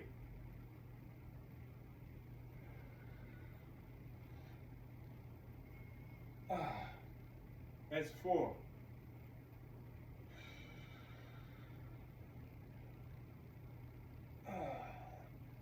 That's 5.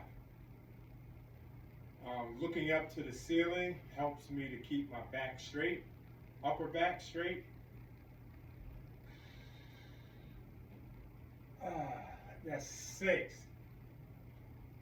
And as the reps increase, it's getting a little easier where I'm using less and less I'm putting less and less pressure on my forearms and elbow. And allowing my knee to feel the pressures. That's 7. I lost count. That's 7. Go.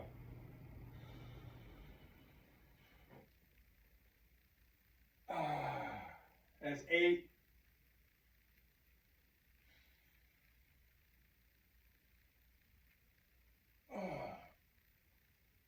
That's 9.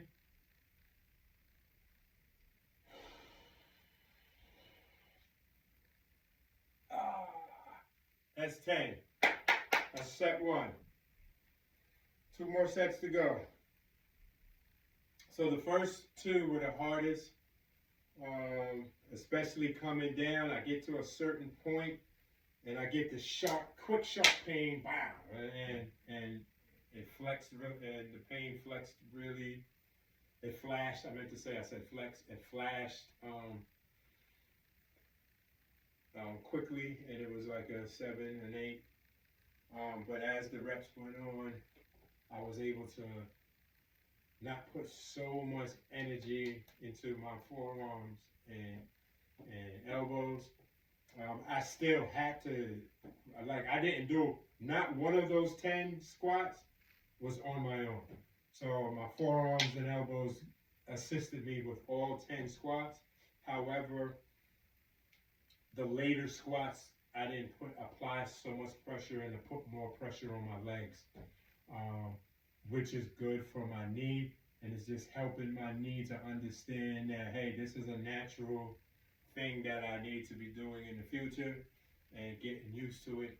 And at some point, the pain tolerance, my tolerance for pain will increase or decrease. Ooh, I don't know how I'm supposed to say that, but it's gonna get easier. Yeah, it'll be easier. Okay. See, that's another difference between professionals and amateur. See, professional, they wouldn't have been able to do that. That would have been a lack of professionalism for them. They supposed to already know. For me, I get that little small window and wiggle room to be able to make these, to mess up my grammar and say things improperly or do run-on sentences. Yeah. So, it's fun. It's cool. But you get the idea of what I was trying to say. And that's all that matters. Because you're not doing the exercise anyway. Only I am. Because I am what? That's right. I'm not a licensed professional. So what I do is what was instructed to me to do by my own licensed professionals. What you do is supposed to be from where? That's right, from your licensed professionals. Right? My content is to do what? Inspire, that's right. Okay, y'all getting the picture? Y'all getting the picture? Okay. I see you. Of course I don't, but I see you. All right, where we at? Ready? Go.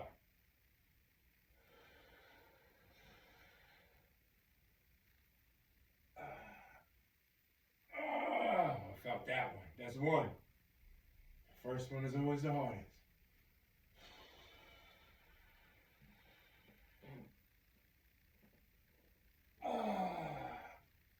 That's two.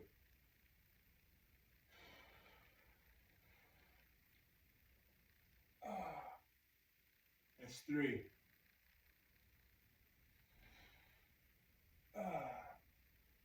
That's four. That's what I'm trying to get it all in one motion. Fluid. That's five. That's six. Okay. That's seven. Okay. I'm not trying to go fast. That's eight. I'm just trying to be fluid with it. That's nine. That's 10. Oh. Okay. So I don't want anybody to think that I was trying to do it fast. So what I noticed for the last set, I'm going to concentrate. I noticed when my hands are like this, I'm giving myself more, I'm cheating a little bit. So for the next set, I'm going to keep my hands up and just allow the elbows and the forearms to do the work. And not just that's what I'm going to do. So what I noticed, that first one, I'm going to do my best to reenact it, but I went pretty much like this, came down, put the elbows down, then bent. And then by, I think it was like 6 or 7, when I started increasing the speed, was because I was going at the same time, touching and going down at the same time instead of step by step. I came down. came down, not step by step. All right, so now we're going to attempt the last set, straight up and downs. Keep my hands up, and see how this goes. I really like what's going on right now. Episode 40. Okay. Which means I got 10 more episodes to get to episode 50. I gotta create a plan for episode 50, because I want episode 50 to be, I want it to be really special. I got 9 days to come up with, episode 50 is going to be something spectacular. Yeah. Okay, so let's get back. Okay, I'm digressing. Cross bridges when we get there. All right, ready? Go.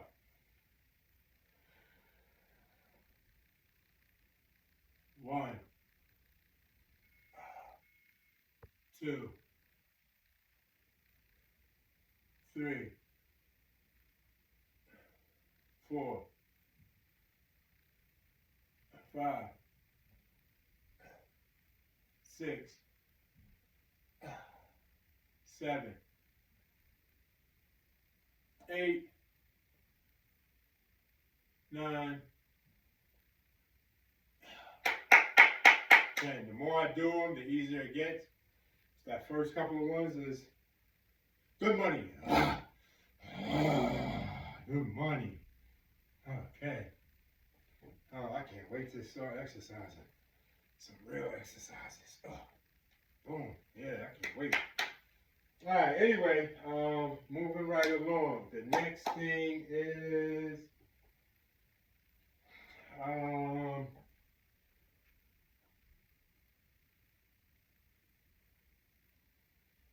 what is the next thing? I'm trying to think.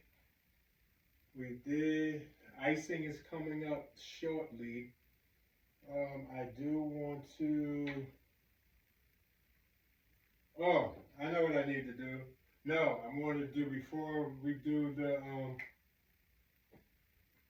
hyperextension with the weights, I want to do something else.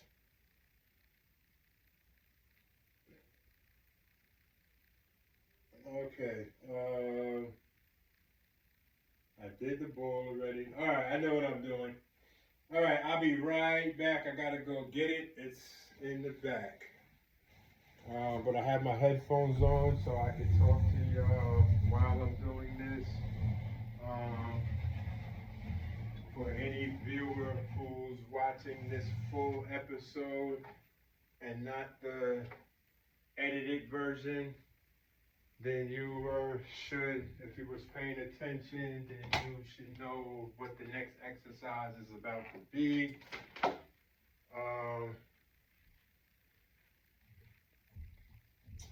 Let me move this. Yeah, so oh, snap. You want to know something I just thought about? I brought the towel out because I was going to use the towel to put sneakers on when I did the squats. And I didn't even do that. I did the squats barefooted inside. However, I still got to put my sneakers on now, but I got a pair of brand new sneakers I'm going to put on that haven't been outside, so I could wear them now, so that's fine.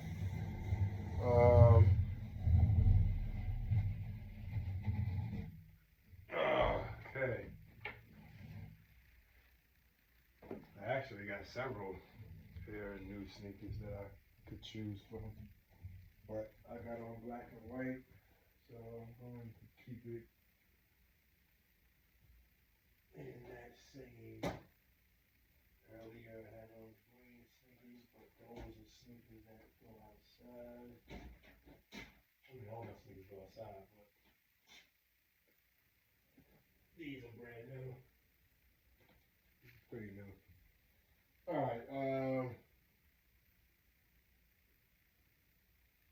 Alright, so we'll leave that there for now. Let me go get this equipment, and I'll be right back. I've been waiting to utilize this piece of equipment for a long while now, and finally I have the green light to use it, and I'm going to actually use it.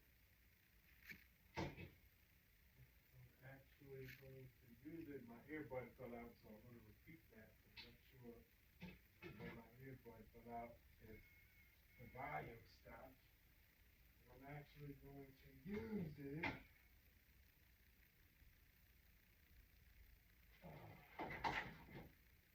for the first time for others to see me use it. Okay.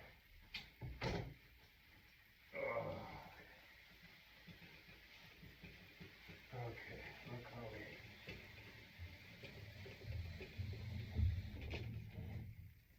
Okay, let's move this out the way. I don't want to move the camera. I think I have enough room to slide you through. Yes, I do. Okay, good. I don't have to move the camera. Okay.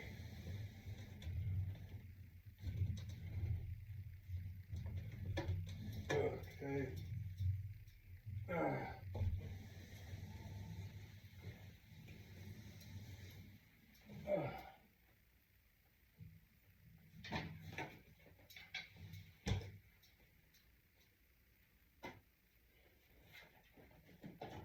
Make sure I'm in the middle when I'm doing it. That's not the middle, so I need to back it up some.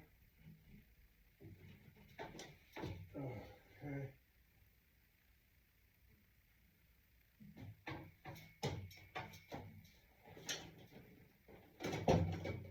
Yeah, I think that should be middle. So, for those who don't know what an inversion table is, this is it. That's the table. Actually, this is probably the best gift my wife ever purchased for me. Ever. She got it for me for, I believe it was my birthday. I think it was a birthday present. I don't remember now. But what I do remember, it is the best present I've ever received as an adult. Yeah, definitely. Like, for someone who's really big into reserving my health, physical health, this is definitely neat.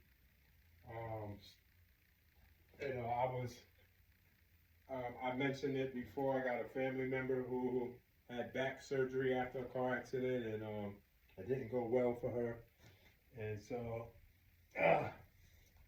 that was one of the reasons I was so afraid of getting surgery, and I opted out to other alternatives.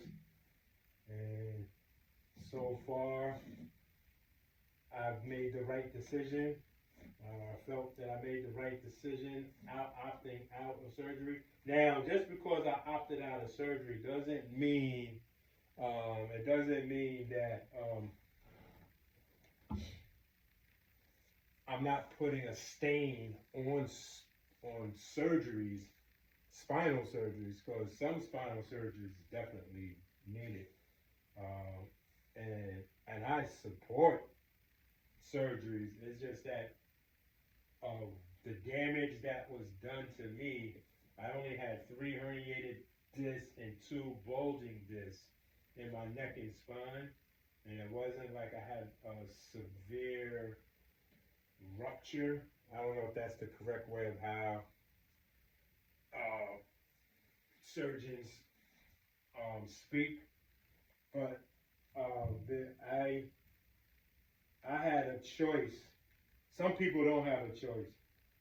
Some people, they have, it is what it is, or they might be or they might be at risk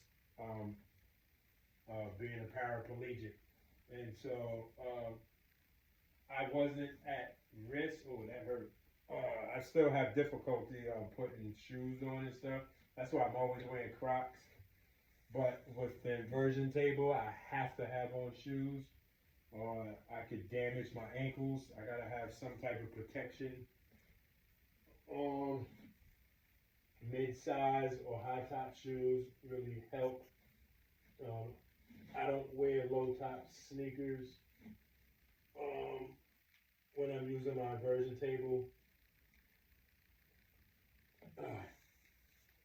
All right, where are we? Okay. Okay, nothing in my pockets. Hopefully the earbuds don't fall out.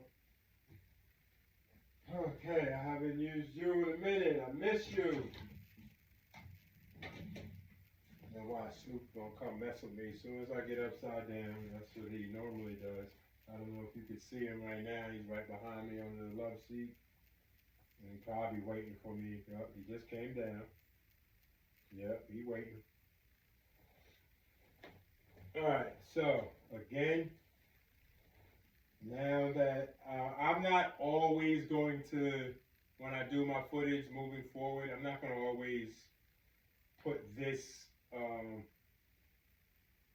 in my content. I'm just doing it for today because, and sometimes I might do it, but I'm just doing it for today because it's my very first time using my inversion table again, and I'm really excited and so happy that I finally can use it, because even though I've just been in the house the past month, and I'm not really doing anything but sitting around and making content for U-N-I-VERSELIFETV, I've been having spinal problems, and I haven't had a way to really adjust to do it because this is the best way. I haven't gone to my chiropractor. I haven't done anything but just stay a couch potato. So now that I finally have the ability to be able to do this, the green light to do it, this should help out a lot. It's been a month since I used it.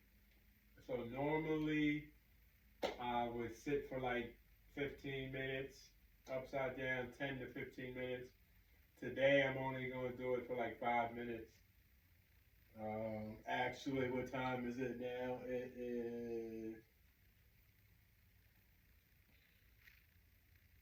2. It's about to be 2:48. So at 2:53 is when I'll stop, come up. And the reason why I'm not going to do the regular time is because 1, I haven't been on it for a long time, and 2, we still have some stuff to do. I have some literature that I need to continue reading that we did in episode 38, and so I want to finish that up with that B.E.A.R, the acronym B.E.A.R for Bridge Enhanced ACL Repair, and I really want to get to that. All right. So, where you at, Snoop? I don't want to hit you. All right. Ready, go.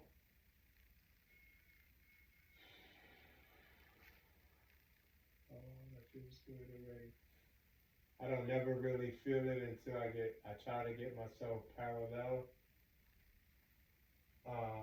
Once I get myself parallel, the most important thing that I concentrate on is breathing.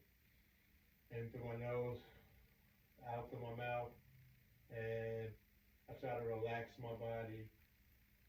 Sometimes I'll just put my arms down because with my arms up it's difficult to relax my body. But once I am parallel, I relax my body, and I'll just sit here for a second. Because one of the important things about using an inversion table is that you want your muscles to be in a relaxed state. So I prep myself by doing it at being parallel to the floor. And sometimes, on some days, I'll feel an adjustment in my spine just being in this position. Some days I do, some days I don't. Right at this moment, I don't. But that's fine. Then I just lift my elbows up and I'll increase the degree slowly but surely. And then I'll just sit here and relax. And I'll let my elbows do the work. And I'm talking down to go through it, but concentrate on my breathing. Just get in a nice relaxed state.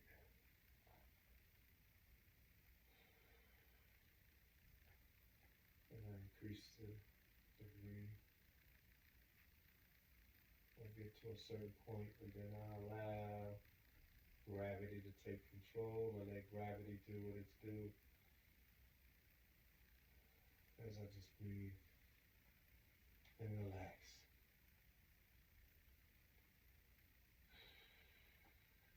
Breathe and relax.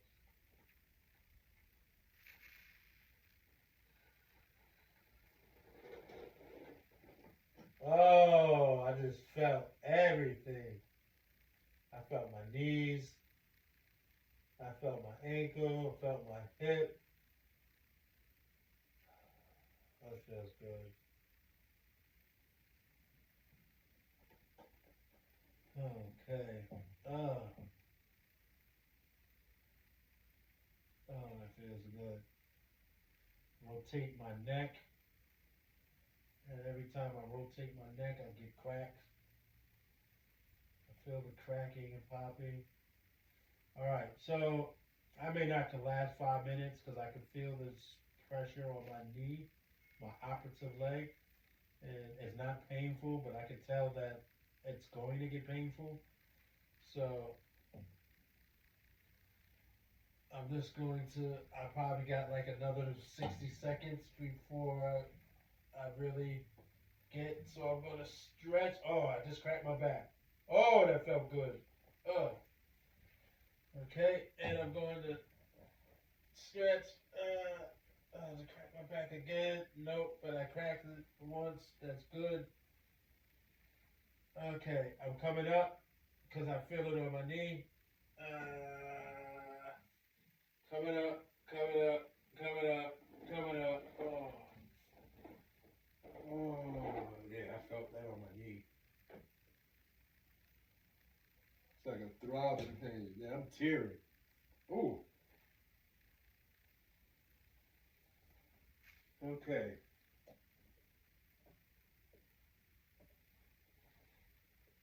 That's good. Yeah, I'm good. I mean, I wasn't in pain, but I could just feel my knees stretching. And so, the good news is,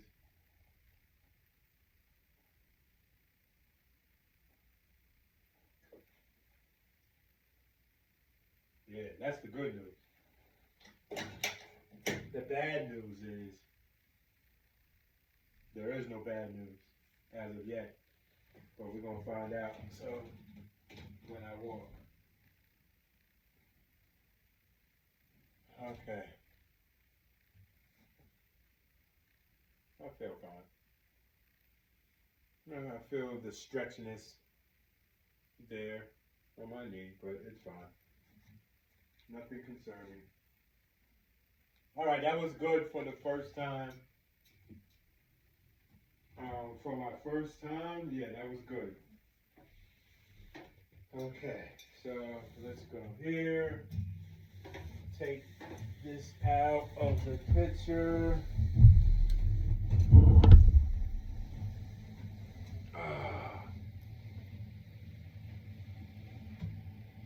I'm just going to leave it here behind the camera for now because I want to finish up and then I'll just put everything away later.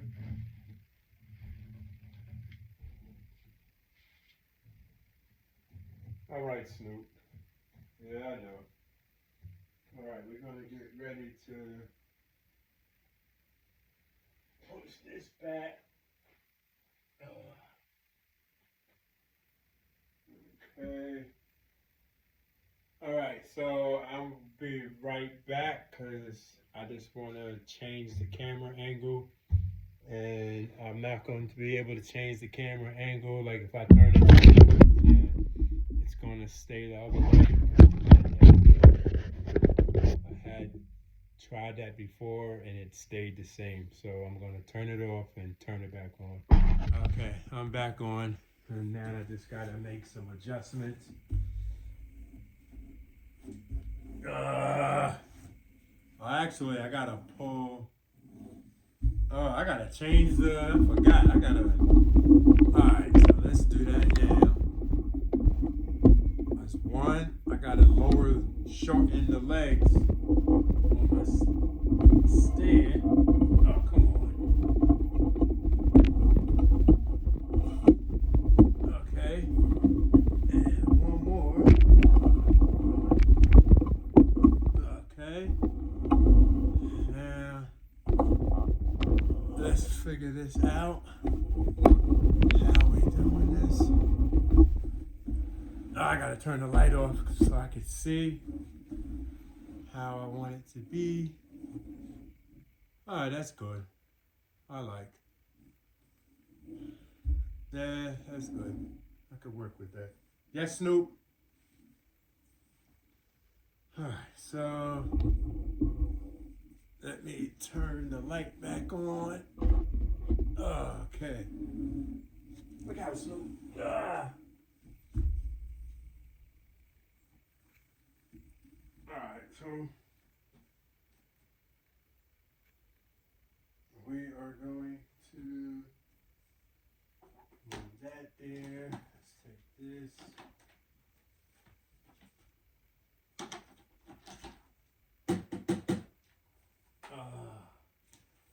Put some ice in the machine.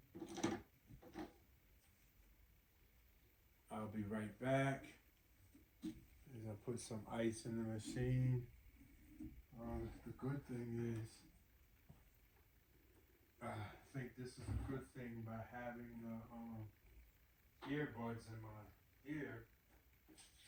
I can talk to you without yelling while I'm doing this. In the past, I think I tried to talk to my viewers and I had to yell and scream, make my voice carry through from the kitchen. But I don't have to do that now with earbuds in. I don't know why I didn't think of it sooner. As you can hear, putting that in. Yep, gotta get more ice.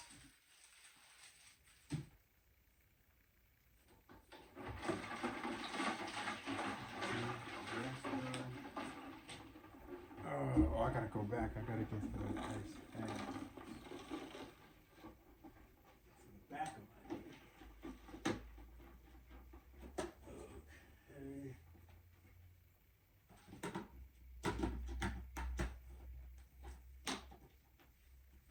Okay, so that's one.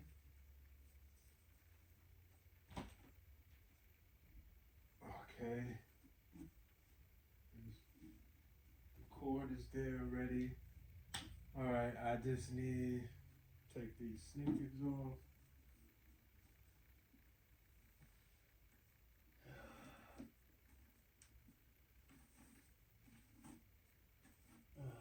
Okay. Okay.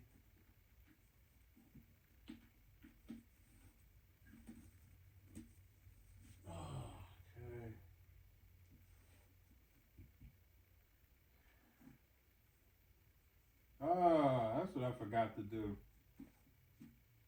I forgot to do the hyperextension. I forgot to do the hyperextensions with my with the ball and the weights. Hyperextensions with the weight. All right, I'll do that tonight. Yeah, I'll do that tonight. I just want to ice right now. Tough day working out.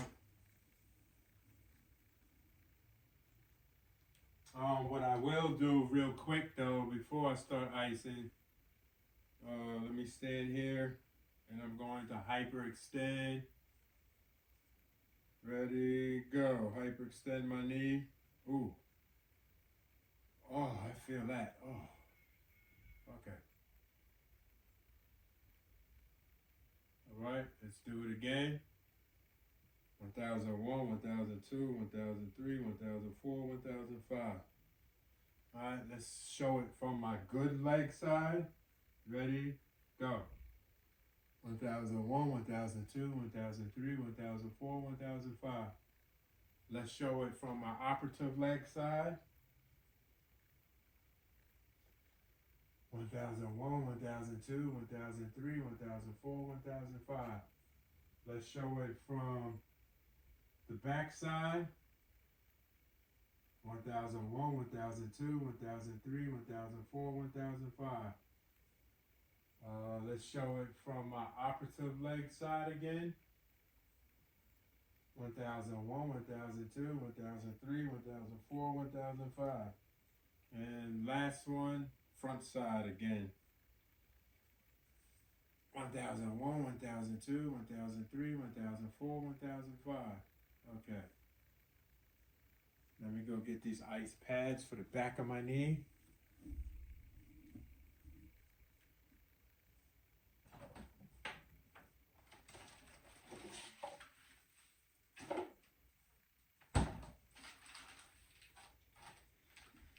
Yeah, man.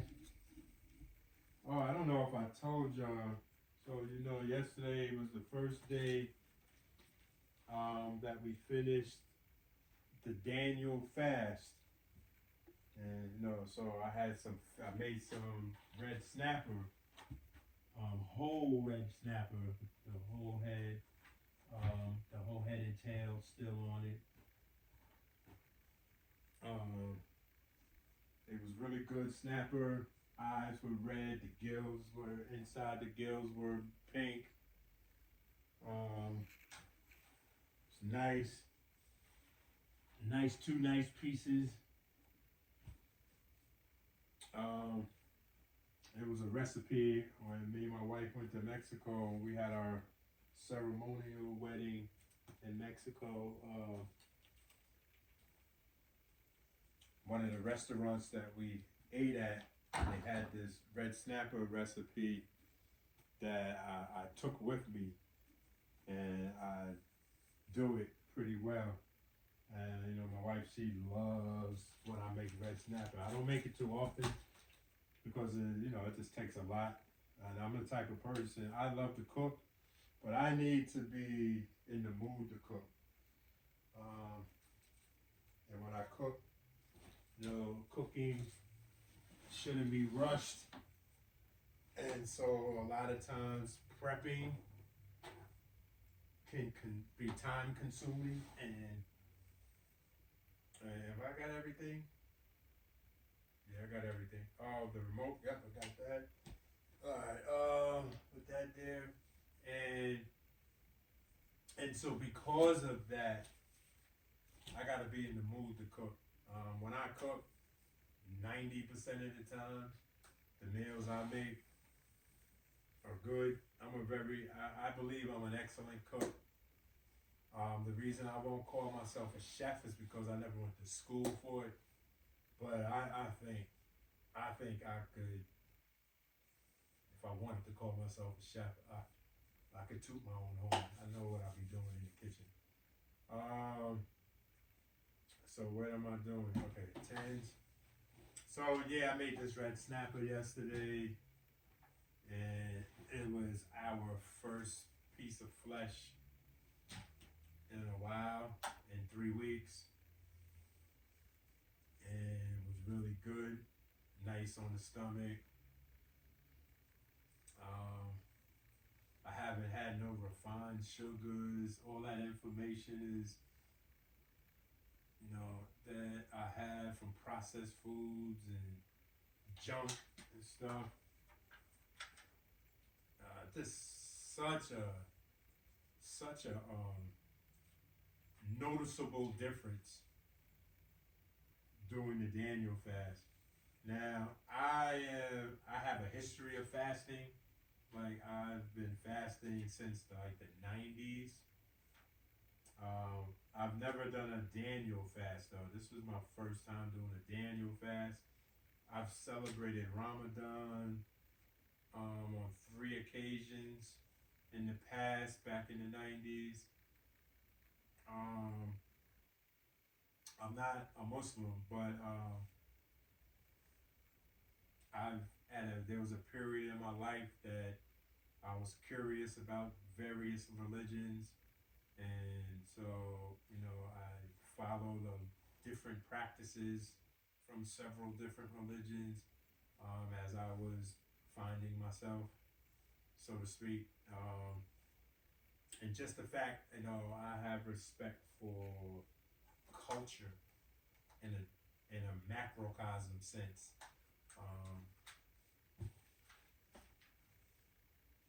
Because every culture, they have their own ideologies and their own belief systems, and so,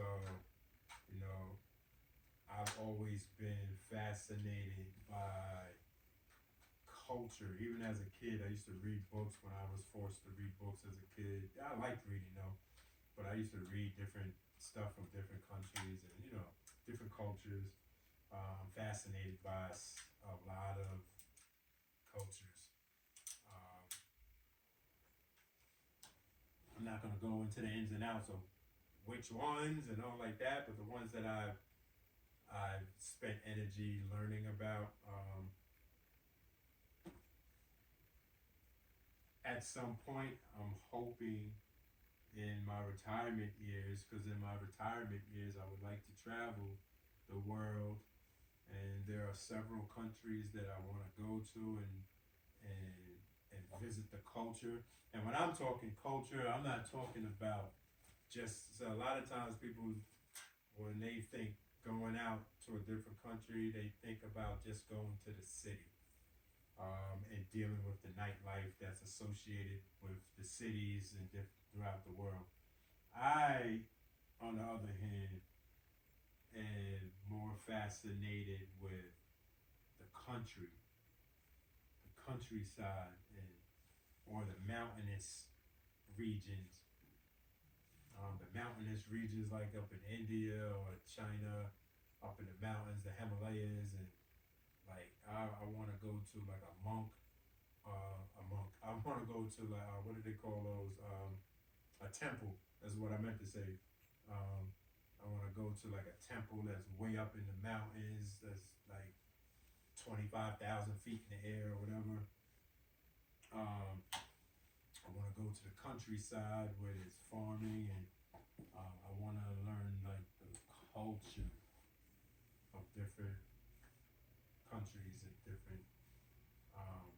It's not just about I want to do the city stuff too, but I'm so more fascinated by, especially if I ever get a chance to go to Japan, I would like to go to the countryside of Japan. I heard the countryside of Japan is amazing.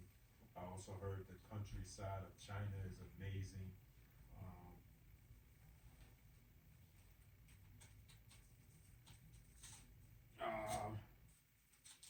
And all right, here we go. All right, let's pull this back. Okay, we got that done. The next step is here. Oh, Snoop, I didn't even know you was behind me, boy. How you get there without me knowing? All right. So I lost my train of thought, where I was going. Oh, so basically, because I was talking about my food that I made.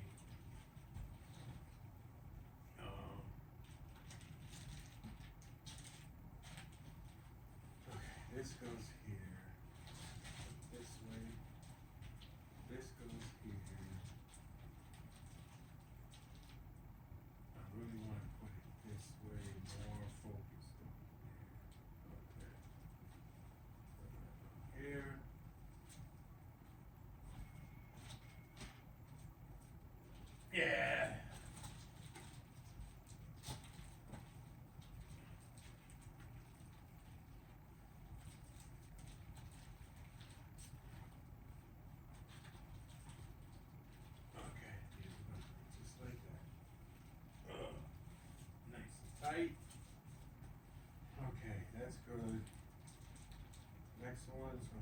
here because I want it on.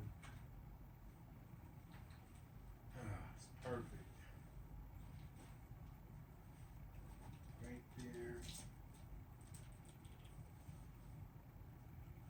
Right there. Pull it tight. Okay, that's nice and tight. I like how that feels. Close this up here. All right, so yeah, I was rambling, and yeah, I want to tour the world at some point when I retire. You know, like public figures, they travel the world. That's part of their career. You know, whether you're an entertainer or whatever, you know, that be part of the profession.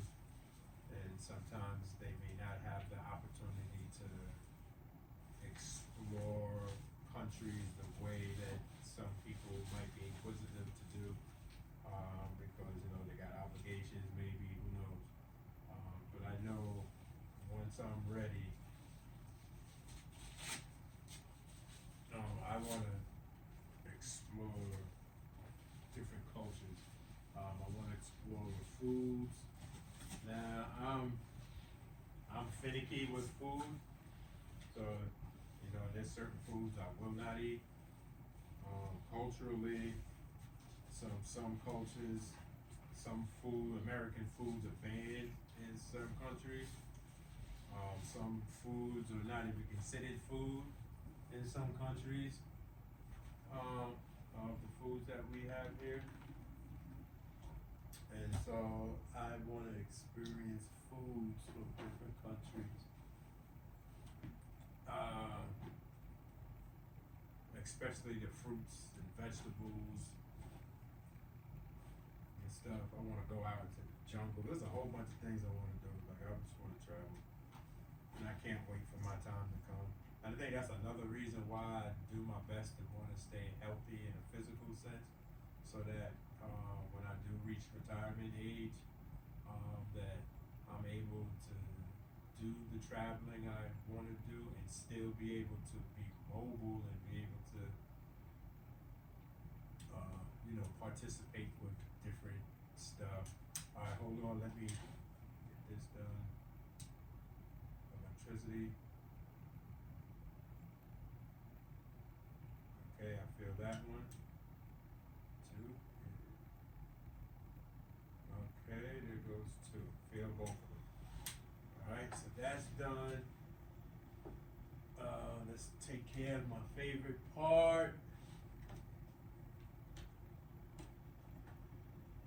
Okay, that's in. Okay. Waiting for it. Waiting for it. We're waiting for it. It should be coming right now. I love that feeling, boy. That feeling of ice. Woo! It's amazing. Alright, so now that we got that going, for the next half hour, we're going to get back into the discussion about B.E.A.R.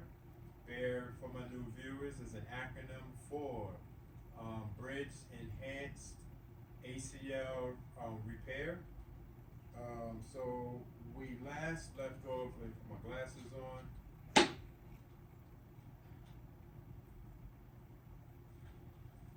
I should have had this pulled up already so that I could just get to it.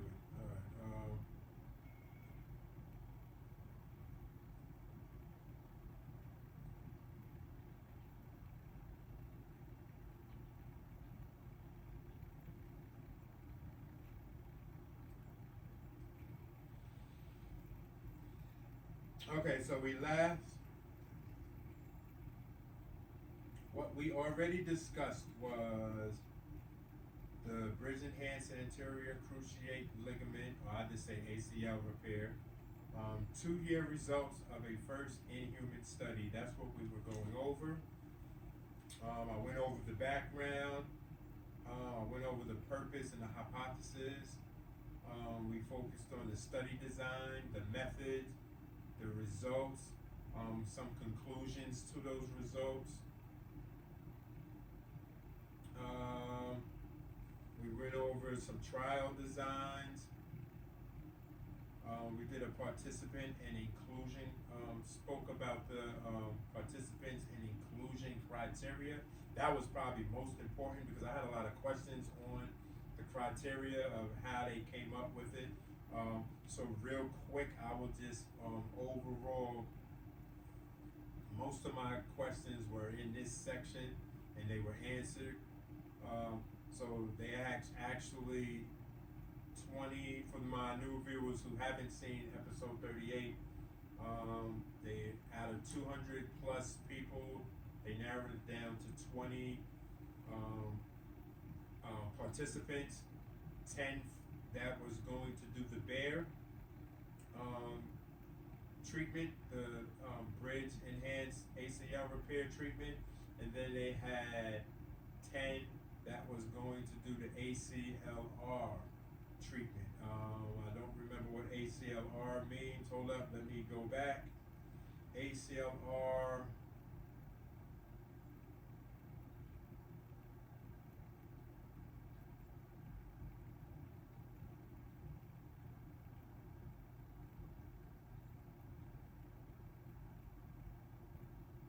Oh man, I'm gonna have to read. All right. ACLR.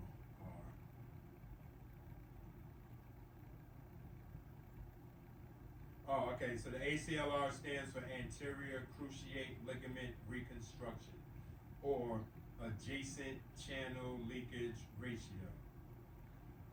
The anterior cruciate ligament, the ACL reconstruction. All right, that's even easier to say. All right, yeah. So that's what the ACLR was. The ACLR is basically ACL reconstruction. All right, so there was a lot of answers. A lot of my questions were answered about the criteria.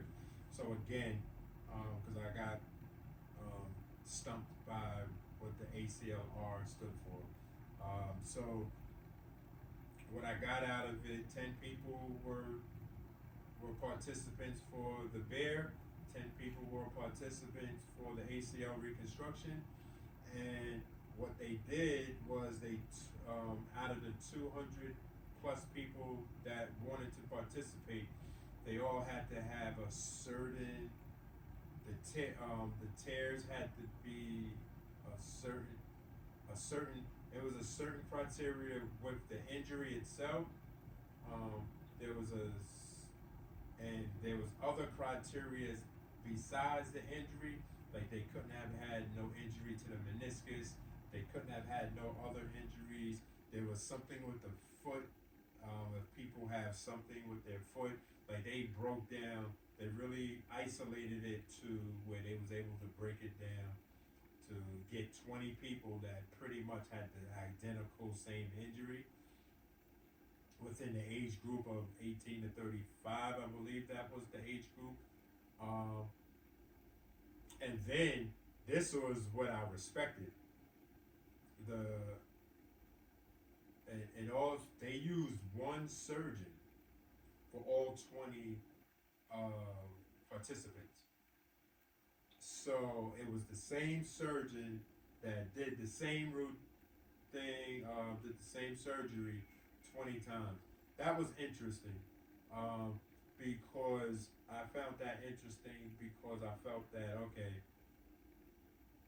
you'll get the same surgery, or you know what, you'll get the same signature. Because just like an artist, every artist that sings songs, right? All these artists that sing, everybody they're singers, but each singer has their own signature. Every songwriter has their own signature, right? And what I mean by that is just a certain way of how you do something, right? That defines that individual. And so the fact that they didn't use multiple surgeons, right? there was no risk, or you wouldn't be able to question the different signatures of a surgeon. At least is how I'm taking it. So whether this is true or not, I don't know. But this is what I'm telling myself. The fact that there was only one surgeon and not a multiple of surgeons, it took away the multitude of signatures that would have been used in all of the different surgeries, right? So, which could leave an open or leave question to, well, how do you know that this surgeon wasn't better than that surgeon, right? And this surgeon's point of view, A, B, and C, and so on and so forth. It just left a lot of questions. So the fact that they used one surgeon to perform all 20 surgeries, right? That was amazing to me because, he just had to do it 20 times. Not saying that he did it identical, but his signature was stamped on it. And now you can't go outside of, well, this could have been A, B, C, right? It's just one person, and this one person, as a professional, I am under the assumption that, or I will take the stance and believe that each one of the surgeries that this surgeon performed, he did it or she did it to the best of their ability as a professional. So I'm comfortable with the participants and the inclusion criteria for the participants. We talked about the scaffold, and we talked about, and now what we're about to talk about is the surgical techniques, the bridge enhanced. So we're going to start with the bridge enhanced ACL repair, and then go to the ACL reconstructions and compare the differences of. All right, so to begin, to start with, surgical techniques. For the bridge enhanced ACL repair, an examination under anesthesia was performed to verify that the ACL of the injured knee was deficient. The Lachman range of motion and pivot shifts.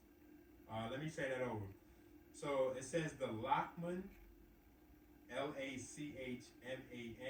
I'm thinking it's Lachman, but it could be the Latchman or Latchman if I enunciate it how I say it.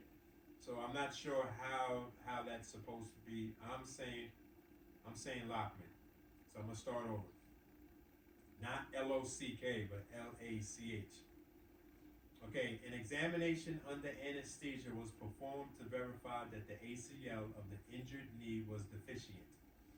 The Lachman range of motion and pivot shift tests were performed manually and results recorded for both knees. Knee arthroscopic surgery was performed and meniscal lesions addressed if necessary. A 2.4 millimeter guide pin was placed through the tibial footprint of the ACL using a tibial aimer. In parentheses, it says in all caps, ACUFEX, ACUFEX, and director, drill guide. ACUFEX and director are all in caps, drill guide is not. Smith and nephew, that's all inside the parentheses. I don't know what that means. A 4.5 millimeter tunnel was made by over-reaming the pin, in parentheses, 4.5 millimeter endoscopic drill, Smith and nephew. That's all within the parentheses. A second 4.5 millimeter tunnel was made in the femur over a guide pin with the starting point in the femoral footprint. Now, this is what actually was happening to my knee, just to let you know, because I think I fit this criteria. Also, a 50 milli arthrotomy, arthrotom, arthrotomy.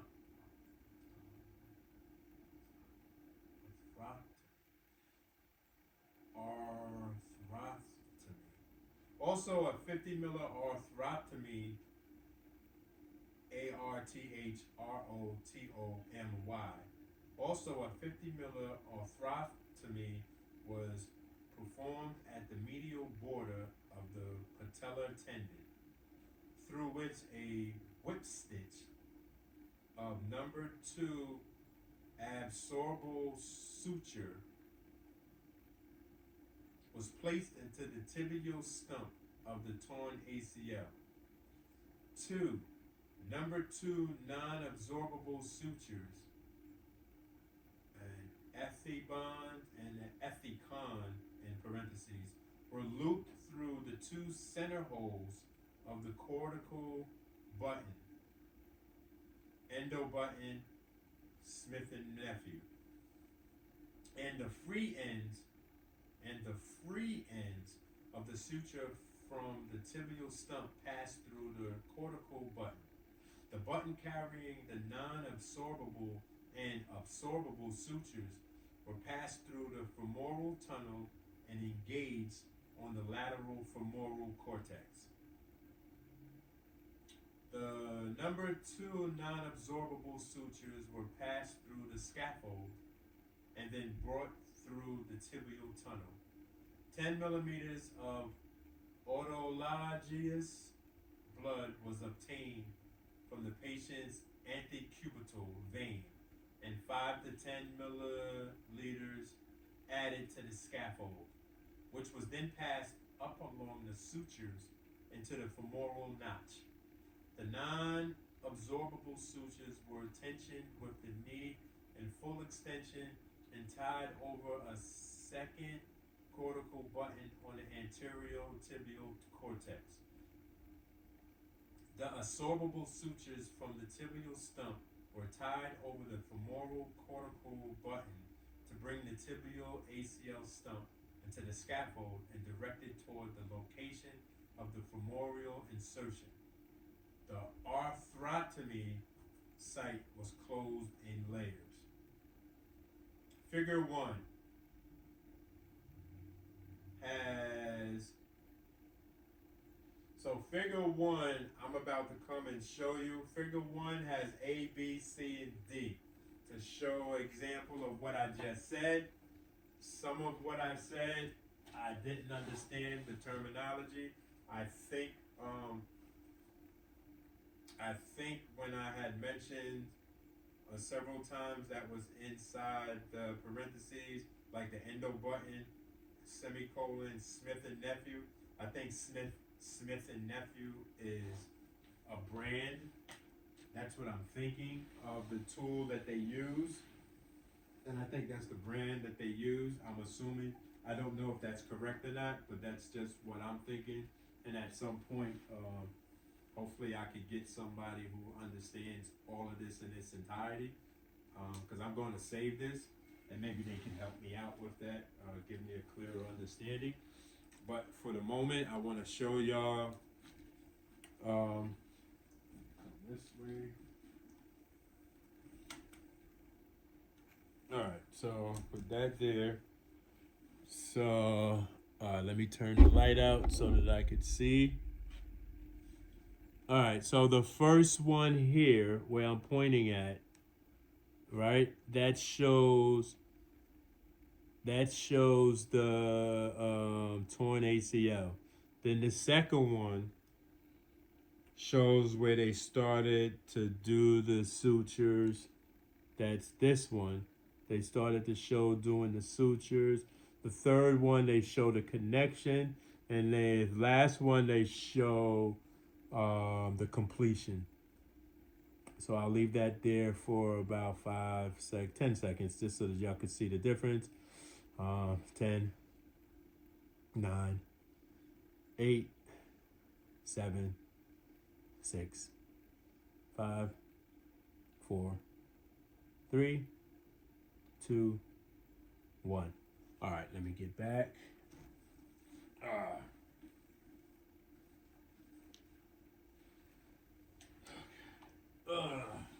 this is what happens when you are your own cameraman.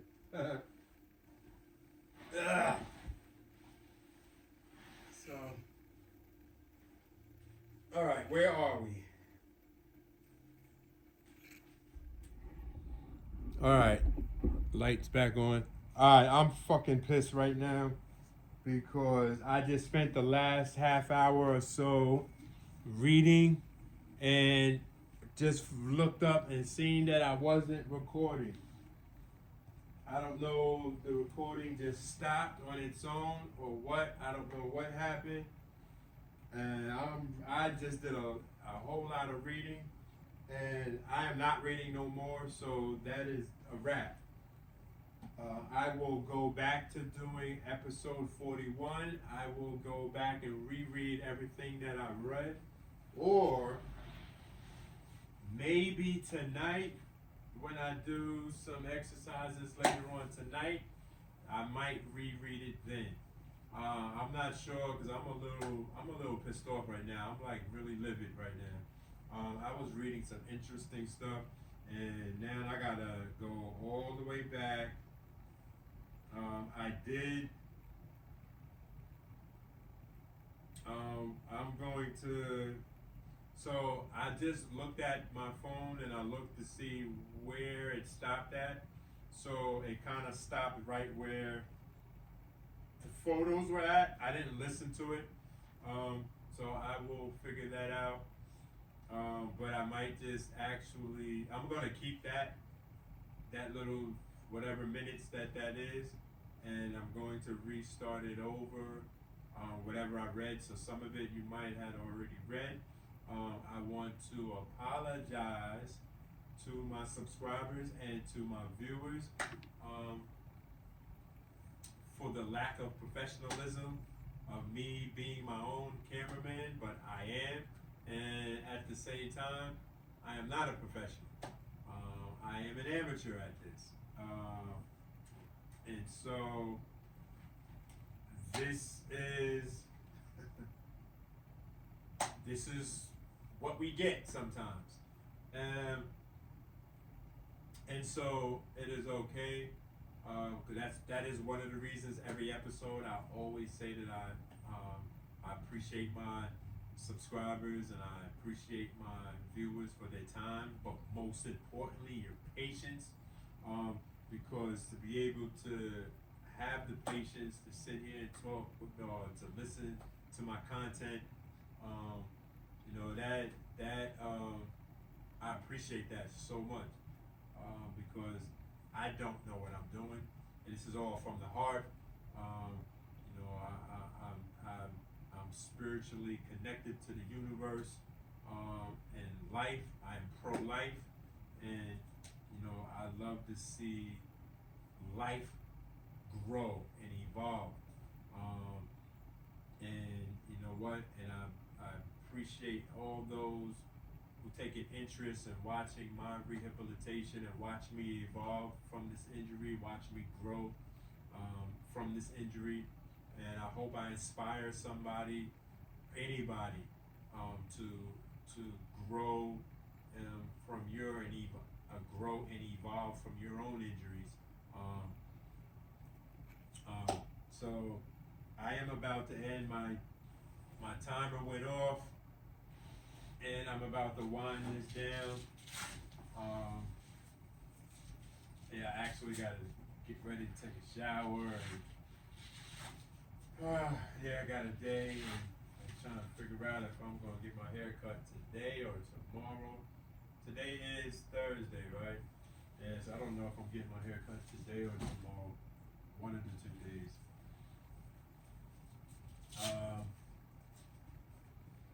So another cold. All right, so I appreciate you. I didn't spill out.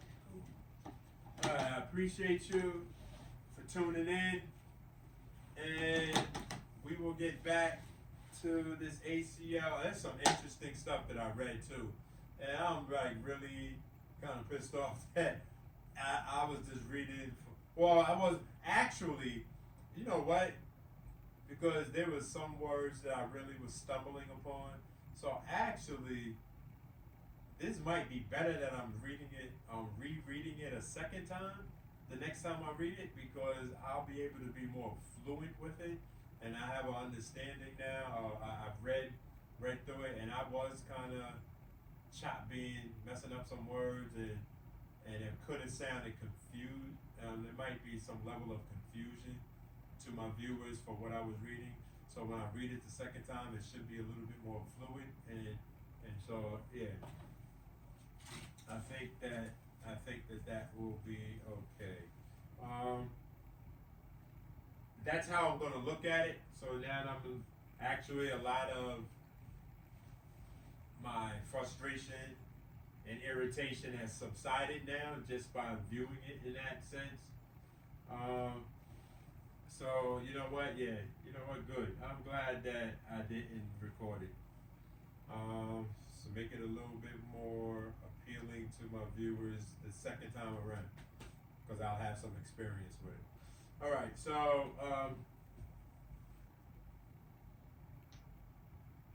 overall, I think it was a good day of exercising. There's a couple of stretching, hip stretching techniques that I couldn't remember. So tomorrow, when I go to physical therapy, I'm going to have the therapist um, record me doing the stretching, so I have the footage so I can look back at it when I do it at home. Again, I want to stress to all my viewers to if you are already in physical therapy, or if you're about to go to physical therapy, right? It is so important to do the home exercises as well. Don't just wait to go to physical therapy to do your exercises. Do your exercises at home, because that's where the real work comes in at. When we do it at home, we make the physical therapist's job easier, but more importantly, we make our own job easier. Because this is a job, as I am realizing now, this is a job, rehabbing, getting back. As this takes some work. Everybody was telling me, hey, you know, you in for a long journey. And I tell everybody, I'm ready for this long journey. I'm prepared. I'm mentally prepared. I'm physically prepared. And I'm spiritually prepared. You know, I have faith. I feel hopeful. I feel optimistic. I feel confident. I feel ecstatic and joyful to be able to do to bring out content such as mine. Okay, I gotta figure out. Okay, I gotta figure out how to get the code to be right here. This is where I want the code. I didn't really have so much ice like I did, cause I gotta get some new. Gotta get some more ice. Um, um, so I didn't really have so much ice in it. So the top of my knee is not really cold like it normally is. It's cold, but not ice cold like I like it. All right, so with that, I am going to tell y'all I may see you later on tonight, but if I don't, I want y'all to have a wonderful evening, and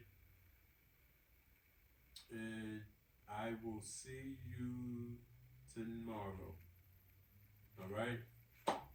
Peace and blessings to you all.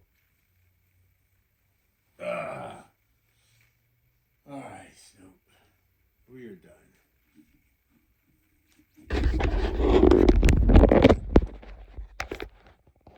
You want to say something to them, Snoop? Yeah. You want to say something?